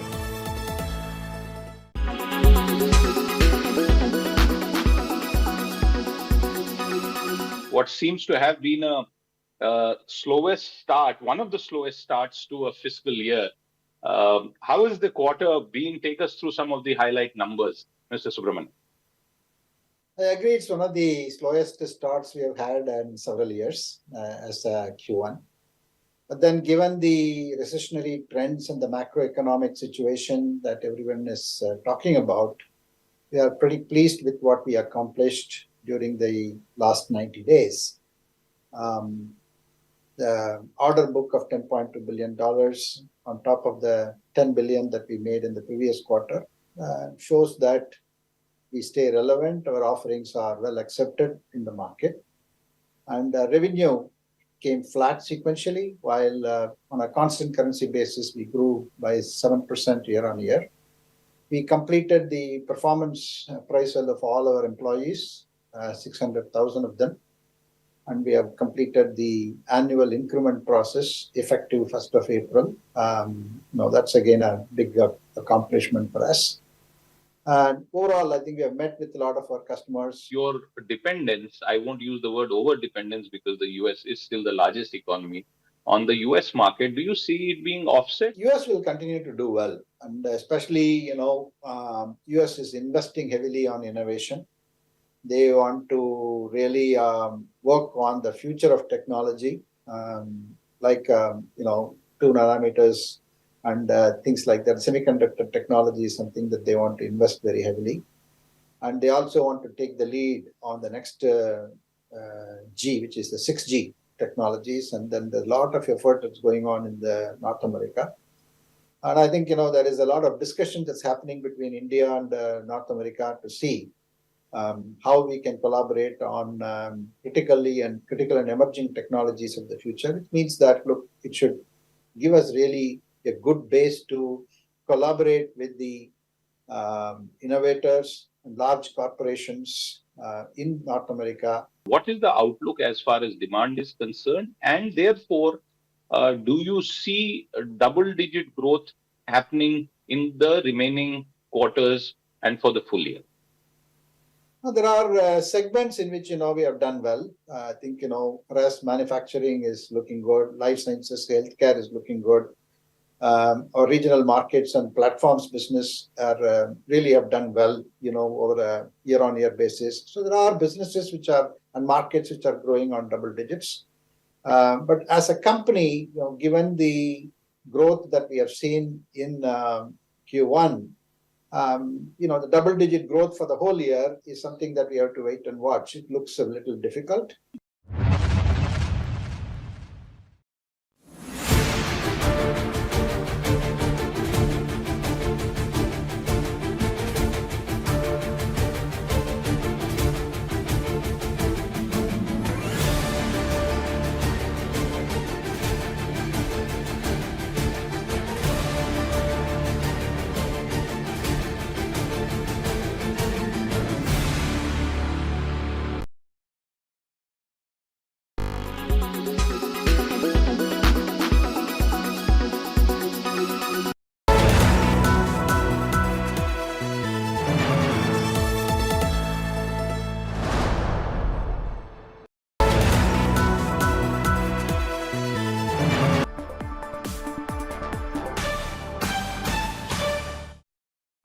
Hello and welcome. You're with us on Business Today. I'm Abha Bakaya. Here are the day's top stories. An exclusive conversation with the mega exclusive founder and MD of Sun Pharma, Dilip Shanghvi, tells BTTV about the company's growth plans and how smart investments are driving both short and long-term returns. No import duty concession to Tesla under discussion, says Revenue Secretary. This comes a day after reports of Tesla planning huge investments for an electric vehicle gigafactory in India. Markets hit a fresh high. Sensex zooms 502 points and Nifty up 151 points to end at new peaks. Positive global cues and hopes of a pause in rate hikes helps the rally. Investors wealthier by 3 lakh crore rupees today.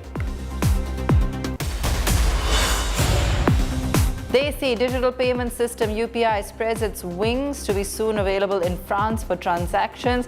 Prime Minister Modi challenges NRIs to come to India and venture out without cash. World Health Organization seemingly dilutes its stance on aspartame, says moderate intake will not cause cancer, tells companies not to withdraw products with the artificial sweetener.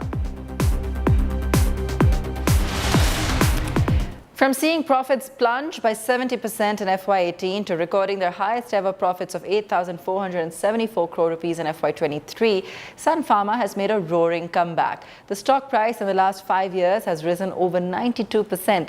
What's behind the remarkable turnaround of India's largest pharma company? My colleague Neetu Chandra Sharma spoke with the MD of Sun Pharma, Dilip Shanghvi, in this mega exclusive. India's largest pharmaceutical company is making a strong comeback after a significant decline in profit in 2018. With an impressive turnaround, Sun Pharma has achieved its highest ever consolidated revenue of Rs 43,279 crores in the financial year 2023. I have a very special guest joining us today, Mr. Dilip Shanghvi, the Managing Director of Sun Pharma. Remarkable turnaround, Mr. Shanghvi. I would like to ask you how the company is experiencing growth and which areas you are currently focusing on. Our focus in the business always has been that each of our business should focus on improving its performance over what it did last year. So if I look at our major businesses, that would be our business in India, our business, branded business in the US, generic business, both in US, also in Europe, then our business in emerging markets, then our business in Japan and other countries. So I am expecting each of this business to be able to do better than what they did last year. And I think it's only because we keep on improving consistently year after year that we will continue to grow faster than the industry. At the same point of time, we also make R&D investments in such a way that some of them produce short-term returns, some of them produce mid-term return. And when long-term returns start, I think it is when the step change in terms of company's growth happens. So we've been making large investment in specialty business over last 5 years. So we have kind of at a position where it will start contributing to profitability and future growth of the company in a much more meaningful way. So I think I see a brighter future for Sun as well as the other pharmaceutical companies. Indian equities closed at record highs amid upbeat sentiment globally, fueled by hopes that a softening in U.S. inflation data will see the U.S. Fed pause its rate hikes. All sectoral indices ended in the green, with information technology up over 4%, trading at the highest level in 5 months. That's the IT index. For the day, the Sensex up over 500 points, back up above 66,000. Nifty up 150 points as well. Top gainers today: TCS, Infosys, Tech Mahindra, LTI Mindtree and HCL Tech. IT all the way, as you can see, they're 4 to 5% gains. Laggards in trade: HDFC Life, Power Grid and Dr. Reddy's, Ultratech Cement and Titan cooling off a touch. Nifty hitting a new record high of 19,570 in trade. My colleague Sakshi Batra spoke to Ruchit Jain of 5paisa to find out how far 21,000 is for the Nifty and what the best strategy is for investors at these record high levels. Ruchit, I want to ask you, how far is 21,000 on the Nifty now? Yeah, so I think markets would continue to achieve new milestones going ahead.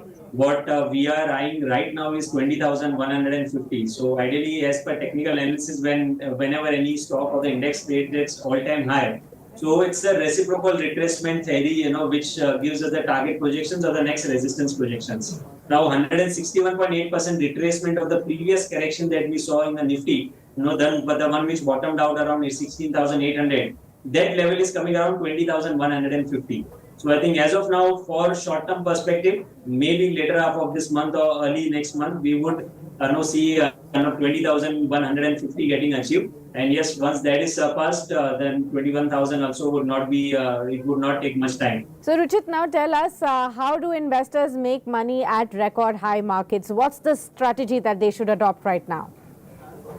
So one should adopt a stock-specific strategy over here. See all the markets. If you see the broader markets, most of the sectors have participated in this up move. So I think auto is one name where we have continuously witnessed a good momentum of late. So I think this trend is likely to continue going ahead. Escorts, Ashok Leyland, then Tata Motors. These are some of the names which would continue this outperformance. Another strong listing today, shares of Senco Gold listed at a premium of 36% on the NSE, with its share opening at 430 rupees against the issue price of 317 rupees. The stock touched a high of 444 before ending its first day of trading at 405 rupees. The 405 crore rupee public issue was subscribed 73 times. My colleague Sakshi Batra spoke to the CEO and the CFO of Senco, which is also the largest organized jewelry retailer in eastern India. Here's an excerpt. Senco Gold, very well-known jewelry company in the eastern part of the country. You have a sizable customer base right there. The company has a vast retail network of 136 showrooms and store networks. However, if we see a large part of it, 63% of the showrooms are still in West Bengal. So going forward, what is the expansion plan? How are you looking to expand your presence geographically? So looking at the past, it speaks a lot about the way we will strategize for the future also. We are very conscious of the strengths that are there in the company, and we would like to continue to leverage on the strengths. So our focus for business growth will continue to be eastern part of the country. As you said, that 63% is a particular state, which is West Bengal. 80% of our business comes from the eastern part of the country. Around 15% comes from the northern part of the country, and 5-6% comes from the western and the southern part. So to leverage the strain, to work on the economies of scale, the future will be very much focused on the growth in the eastern and the northern part of the country. Okay. Mr. Banka, if you could take that question forward and detail for all our viewers, both in terms of the revenue mix. We got a little sense from Mr. Sen. He talked about 80% of your product mix is gold, whereas the rest of it is diamond largely. Geographical presence, he's talking about 80% in the eastern part. So if you could break it down further for all our viewers, going forward, what is your revenue mix going to be like? What is your geographical mix going to be like? So see, if you look at our revenue mix, we see from 2-3 angles. One is the jewelry. We see our stud ratio, which is diamond jewelry. That is around 11%, around 85 is gold. Balance is silver, platinum and so on. So as we move forward, we have to improve our gross margin and to deliver superior return. So that's why we are looking at improving our stud ratio. So if you see the average stud ratio in the market is around 15%. Where the top player has got 25%. So we take inspiration from the best in the industry. That is our business model, because we believe in understanding the best and doing the best in the industry. So stud ratio is one which we will look forward to improve every year, at least by 100 basis points. That's one. But and as far as our business model from own and store and franchise is concerned, 65% of our revenue is from own store, 35% is from the franchisee. Let's take a look at what else is making news in the corporate world. IT services major Wipro has decided to cap the variable pay at 80% for the first quarter of this financial. It's also decided to defer the annual salary hikes by 3 months to October to December instead of July to September. Similar steps are being taken at other IT service companies as well. HCL Tech CFO said the company would be deferring annual hikes made to a section of employees. Foxconn reportedly is in talks with TSMC and Japan's TMH Group to set up a semiconductor manufacturing unit in India. Both Foxconn and TSMC are Taiwan-based. It's likely that they'll soon finalize details of the partnership to manufacture both advanced and legacy node chips. The news comes just days after Foxconn called off its chip-making joint venture with Vedanta.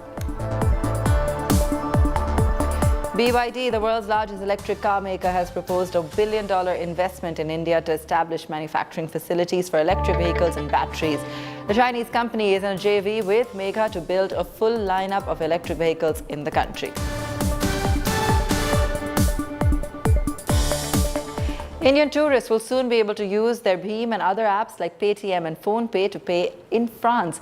Addressing the Indian diaspora at the iconic La Sienne Musicale in Paris, Prime Minister Narendra Modi announced that India has tied up with France on the use of UPI. Tourists will now be able to replace their debit and Forex cards with their UPI-installed handsets. France में भारत के UPI के उपयोग को लेकर भी समझौता हो गया है. The applause followed by another teaser from the Prime Minister. अब मैं तो समझौता करके चला जाऊंगा, आगे बढ़ाने का काम आपका है. There was still more, a gauntlet thrown for the NRIs in France. साथियों, आने वाले दिनों में इसकी शुरुआत आईफेल टावर से की जाएगी. यानी अब भारतीय टूरिस्ट मोबाइल ऐप के जरिए आईफेल टावर में रुपये में भुगतान कर पाएगा. The deal with France makes it the 6th country where UPI can be used instead of cash, debit or credit cards or Forex cards. The others are Singapore, UAE, Oman, Bhutan and Nepal. Other countries like Malaysia, Saudi Arabia and UK and several in Southeast Asia allow remittances via UPI. NPCI is also in talks with other countries in North America, Europe and West Asia to extend UPI services.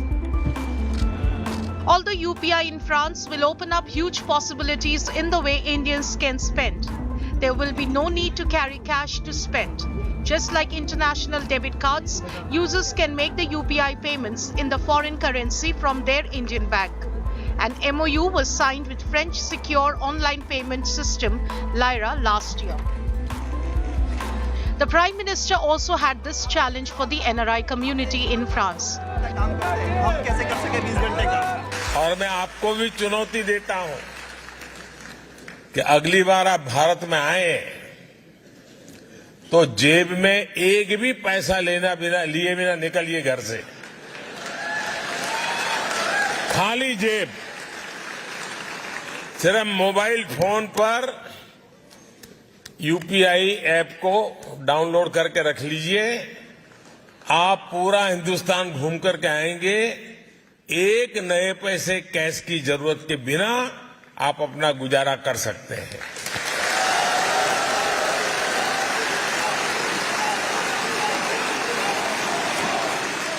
As per RBI data, UPI transactions stood at 139 trillion rupees in the last fiscal. This was about 73% of all non-cash transactions. According to a PwC report, daily transactions are likely to reach 1 billion by 2026-27, accounting for about 90% of all non-cash transactions. Another major announcement at the diaspora event was a decision by France to grant long-term 5-year visas for students pursuing a master's degree in the country. Bureau Report, Business Today Television. Let's take a break. When we return, Musk's reply to Zuckerberg in the fight for the crown of the microblogging market.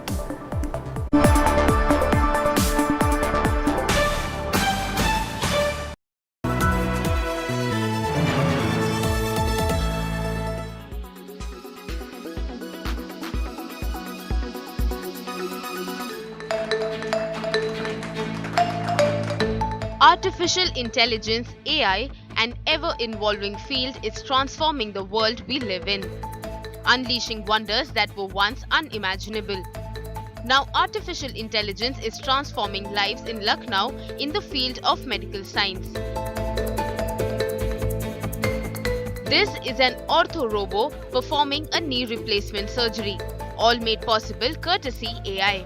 And this is a game changer in Uttar Pradesh, as this AI-powered robo will now perform more ortho procedure in Lucknow's Apollo Medics. This is a most advanced active robotic system. Active means कि हम इसमें surgical planning करते हैं और वो surgical planning surgeon अपने experience के हिसाब से पेशेंट की बॉडी के हिसाब से करता है, तब उस सॉफ्टवेयर को सेव करके और रोबोट में कनेक्ट कर दिया जाता है. So how does this work? All the information is fed into the robo and then it works on its own, performing the surgery directly. 0.1 millimetre तक एक्यूरेट होता है. और अगर आप मैनुअल सर्जरी और रोबोटिक सर्जरी की बात करें तो मैनुअल सर्जरी इज 70% एक्यूरेट, तो this is 95% accurate. From revolutionizing industries to enhancing everyday life, AI has proven to be a catalyst for progress and innovation. Bureau Report, India Today.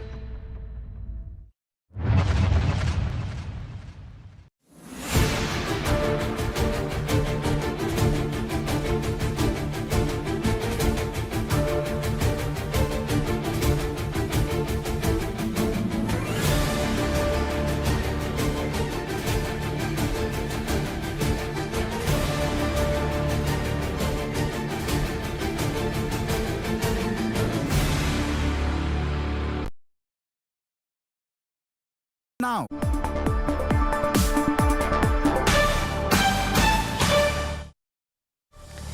Welcome back. The Finance Ministry is not considering any duty waivers for the US automaker Tesla. According to Revenue Secretary Sanjay Malhotra, a duty waiver is not under consideration by the government. As Business Today TV reported yesterday, Tesla is discussing an investment in India to produce 500,000 EVs a year. Tesla is reportedly considering India as an export base for the Indo-Pacific region and as a hedge to China. My colleague Karishma Sadani has more on these duty waivers, which have actively been pursued by Tesla.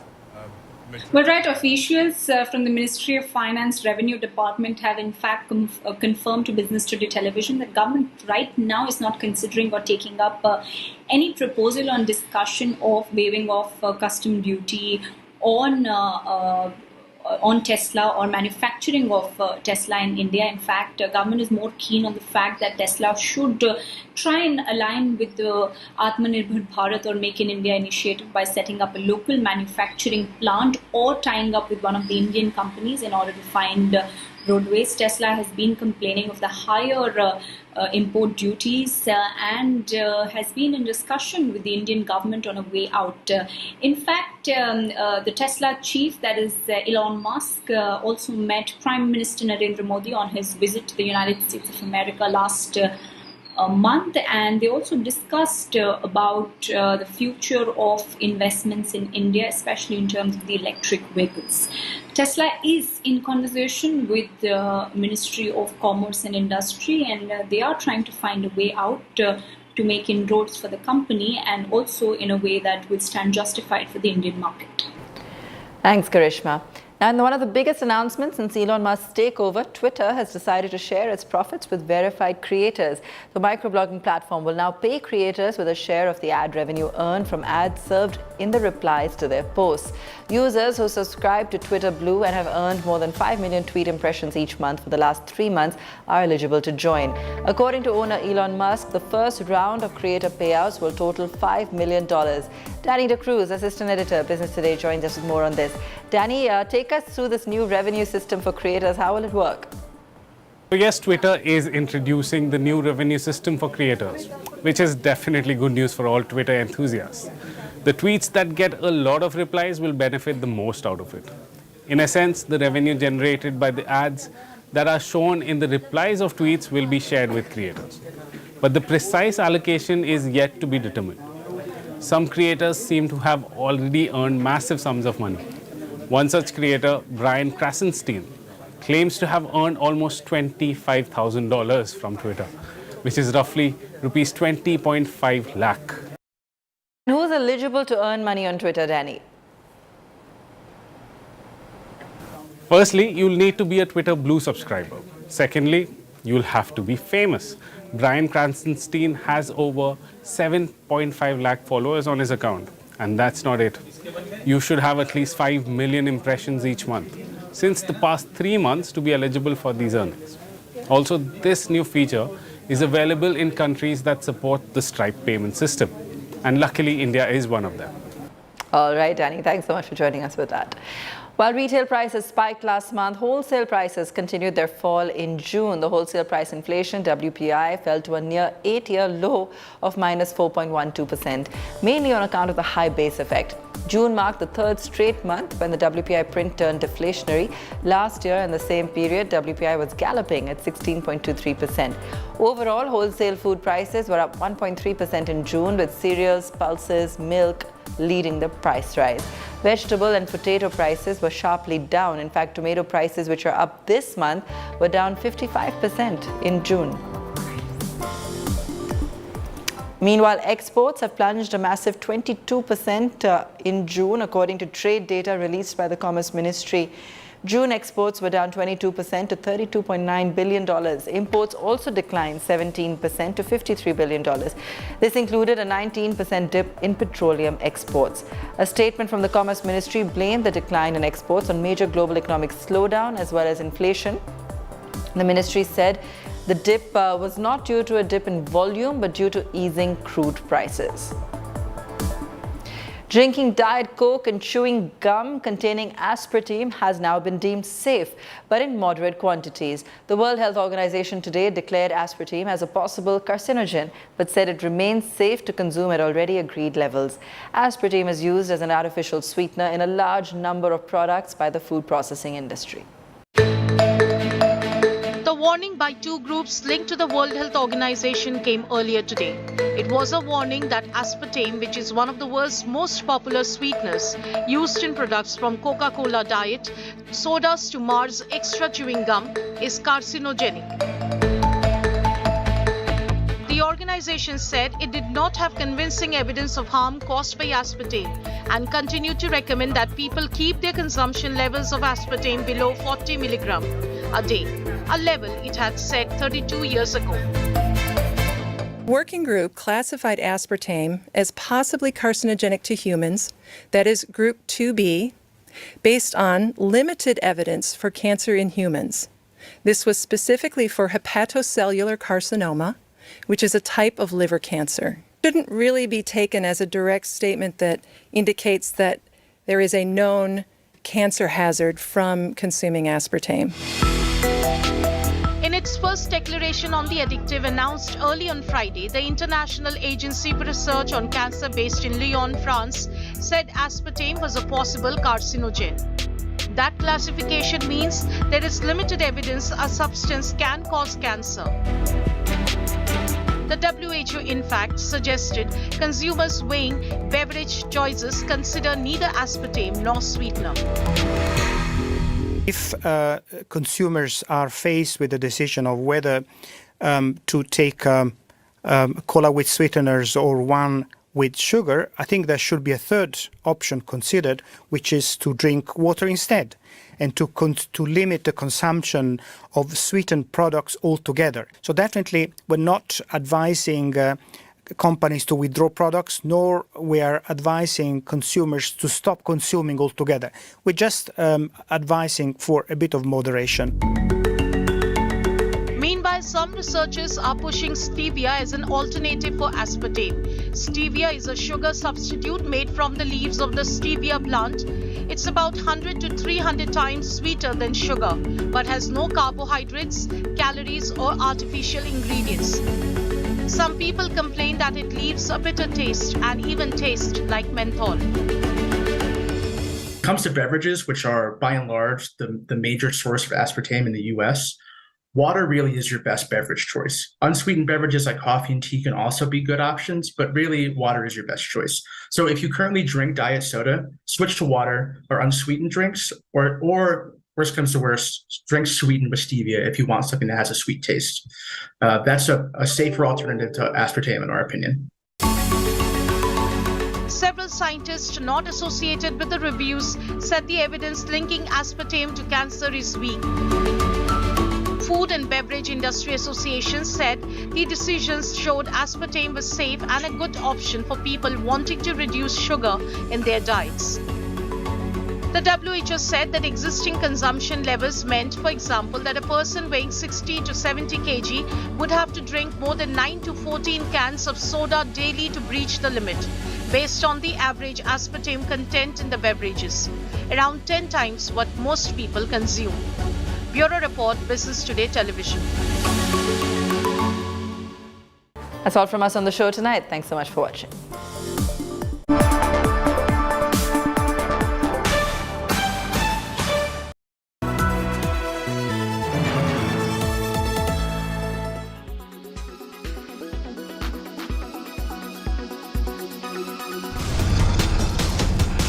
This man with a bone and skull in hand is Joker Felix, a man who is now behind bars for a gruesome double murder in Bengaluru.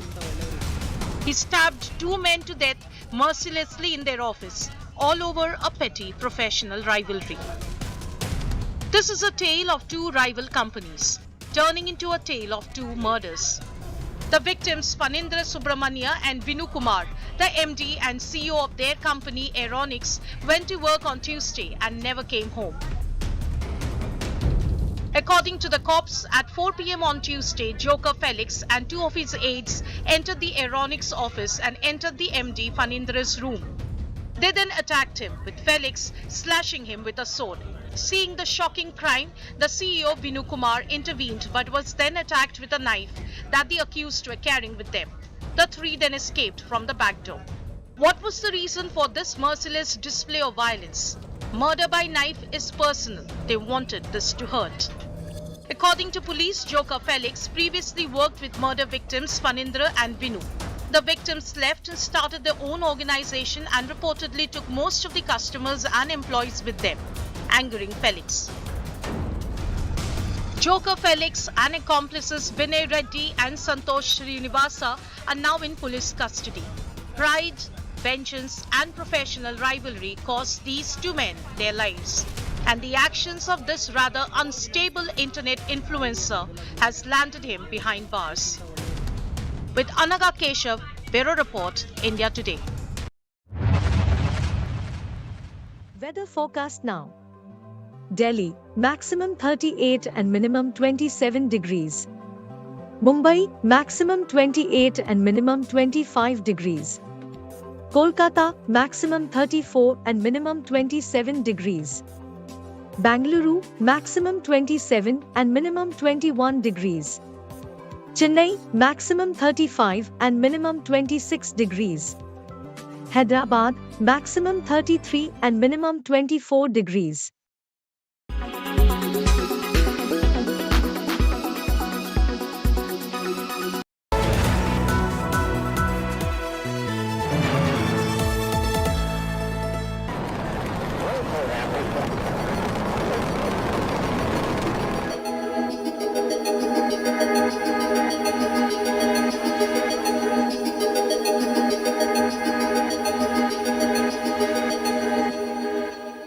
Hello and welcome. You're watching India Today. I'm Akshita Anandagopal, and over the next half hour, we're putting the focus on India's moon mission on Chandrayaan 3.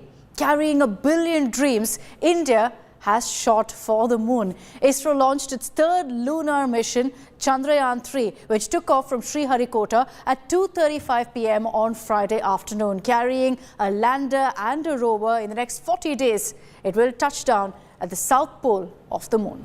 3, 2, 1, 0. India shoots for the moon, carrying hopes of billions of Indians.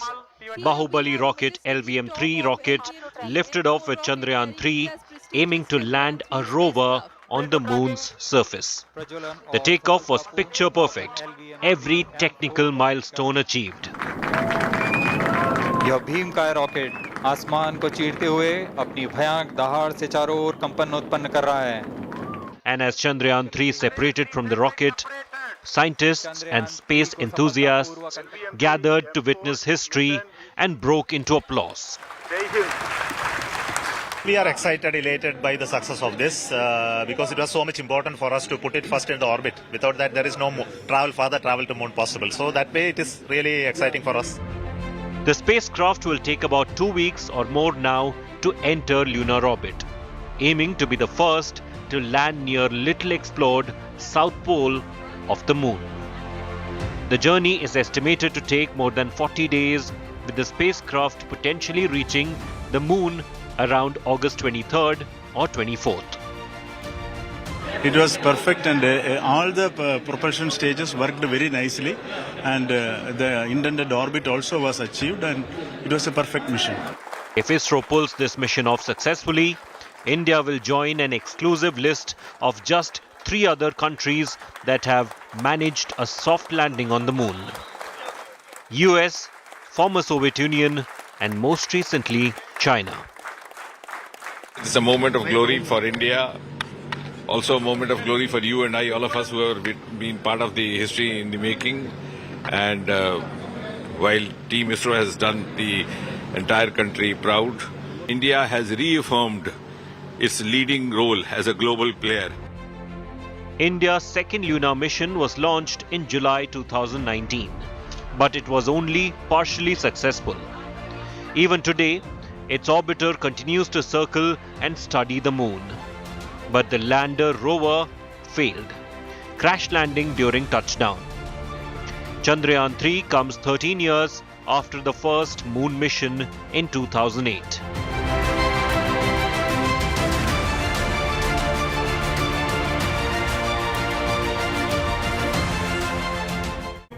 So the launch has been successful, and 1 billion Indians are left so very proud with our ISRO heroes. Chandrayaan 3, more proof of what ISRO can really achieve. As the country rejoiced, the world joined in also with applause for what India is attempting right now.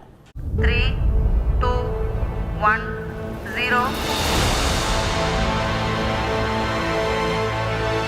Plus 5 seconds. It was a successful takeoff. Indian scientists were proud, so were their family members. Bharat माता की जय। जैसे एक आम देशवासी अपनी शुभकामनाएं देता है और उम्मीद रखता है कि सफल हो मिशन, वैसे ही हम भी कर रहे हैं। हमारी शुभकामनाएं टीम को, इसरो टीम को, और मिशन सफल हो, यही उम्मीद करते हैं। The community of Indian astro-scientists were lauded by Indians from all walks of life. Prime Minister Modi led the way, tweeting within seconds of the successful takeoff. Soon others followed, recording the success story of ISRO, reflecting the proud moment of carrying the dream, pride and belief of 1.4 billion Indians. The first phase is over. I think the system got into its elliptical orbit. Now it's time for us to wait, of course, to congratulate each other, and then wait for the 43 days. प्रज्वलन और सफलतापूर्ण उत्थापन LVM. Chandrayaan 3 is a big milestone for India, and the world is watching. What an amazing launch, and it's good to see LMV3 executing flawlessly to put the spacecraft on the target orbit precisely around Earth and heading towards the moon. Chandrayaan 3 को promotion की कक्षा प्राप्त कर ली गई है। As Chandrayaan 3 orbits Earth before entering the moon's orbit, India prays for its august success, soon landing on lunar south pole. The launch of Chandrayaan 3, the mission itself, is a significant and huge milestone for India's space program. We decoded our next report, how this mission works, what happens over the next 40 days, and what the objectives of this mission are. Behind us is a model of the rocket GSLV Mk2, and the LV-M3 will resemble this model only. And on either side of this rocket, the columns you see, those are S200 solid state boosters, and in the center part where it is written GSLV, that is the liquid stage, and on top of it we will have the cryogenic engine C25. Over that particular pod with the Indian national flag, that is a heat shield which will be carrying Chandrayaan 3. This is a module which will have a propulsion module, a lander module, and the rover. The launch vehicle will first orbit Earth before entering moon orbit. At the final lunar 100-kilometer circular polar orbit, the propulsion module carrying the launch module with the lander and rover will be launched through vehicle injection. Then the separation of the launch module from the propulsion module will take place. The propulsion module this time also has one scientific payload as a value addition. It will become operational post-separation of the lander module. The propulsion module, equipped with spectropolarimetry of habitable planet Earth or SHAPE, will then work for future discoveries of smaller planets in reflected light. It would also allow scientists to probe into a variety of exoplanets which would qualify for habitability or for presence of life. The lander module in the meantime will orbit closer to the lunar south pole. The main aspect of this this mission is to do a soft landing in the on the lunar surface, and this is the second attempt of ISRO. Here also ISRO has made it very clear that this time they are going for a failure-based model. They are calling this a failure-based model because whatever information that was gathered from Chandrayaan-2 has been incorporated to it. The issues with Chandrayaan-2 was called as error accumulation, which led to crash landing. It is not a failure. So all the lander module has to do is take a picture, compare it with the data that has been fed already into it, and it has only do final corrections to avoid any object that is 30 centimeters or bigger for a soft landing. ISRO claims that as all other parameters have been successful, it is only going for a soft landing, post which releasing the rover on the lunar surface. Soft landing of the lander happens when it lands intact on the lunar surface that prevents damage to the spacecraft. This will ensure survivability of instruments on board the spacecraft. This has so far been successfully achieved by only 3 other countries: USA, Russia and China. And the very important aspect is that ISRO this time has given the lander a lot of space of deciding on its own, because the Chandrayaan-2 was designed to only land in an area 500 meters into 500 meters. But right now it has been extended to 4.5 kilometers to 2.5 kilometers. In that area, the lander can land. So all these parameters have been set. The main aspect of Chandrayaan-3 is for a soft landing on the moon's surface, because every other parameters ISRO has succeeded. After successful landing at the South Pole,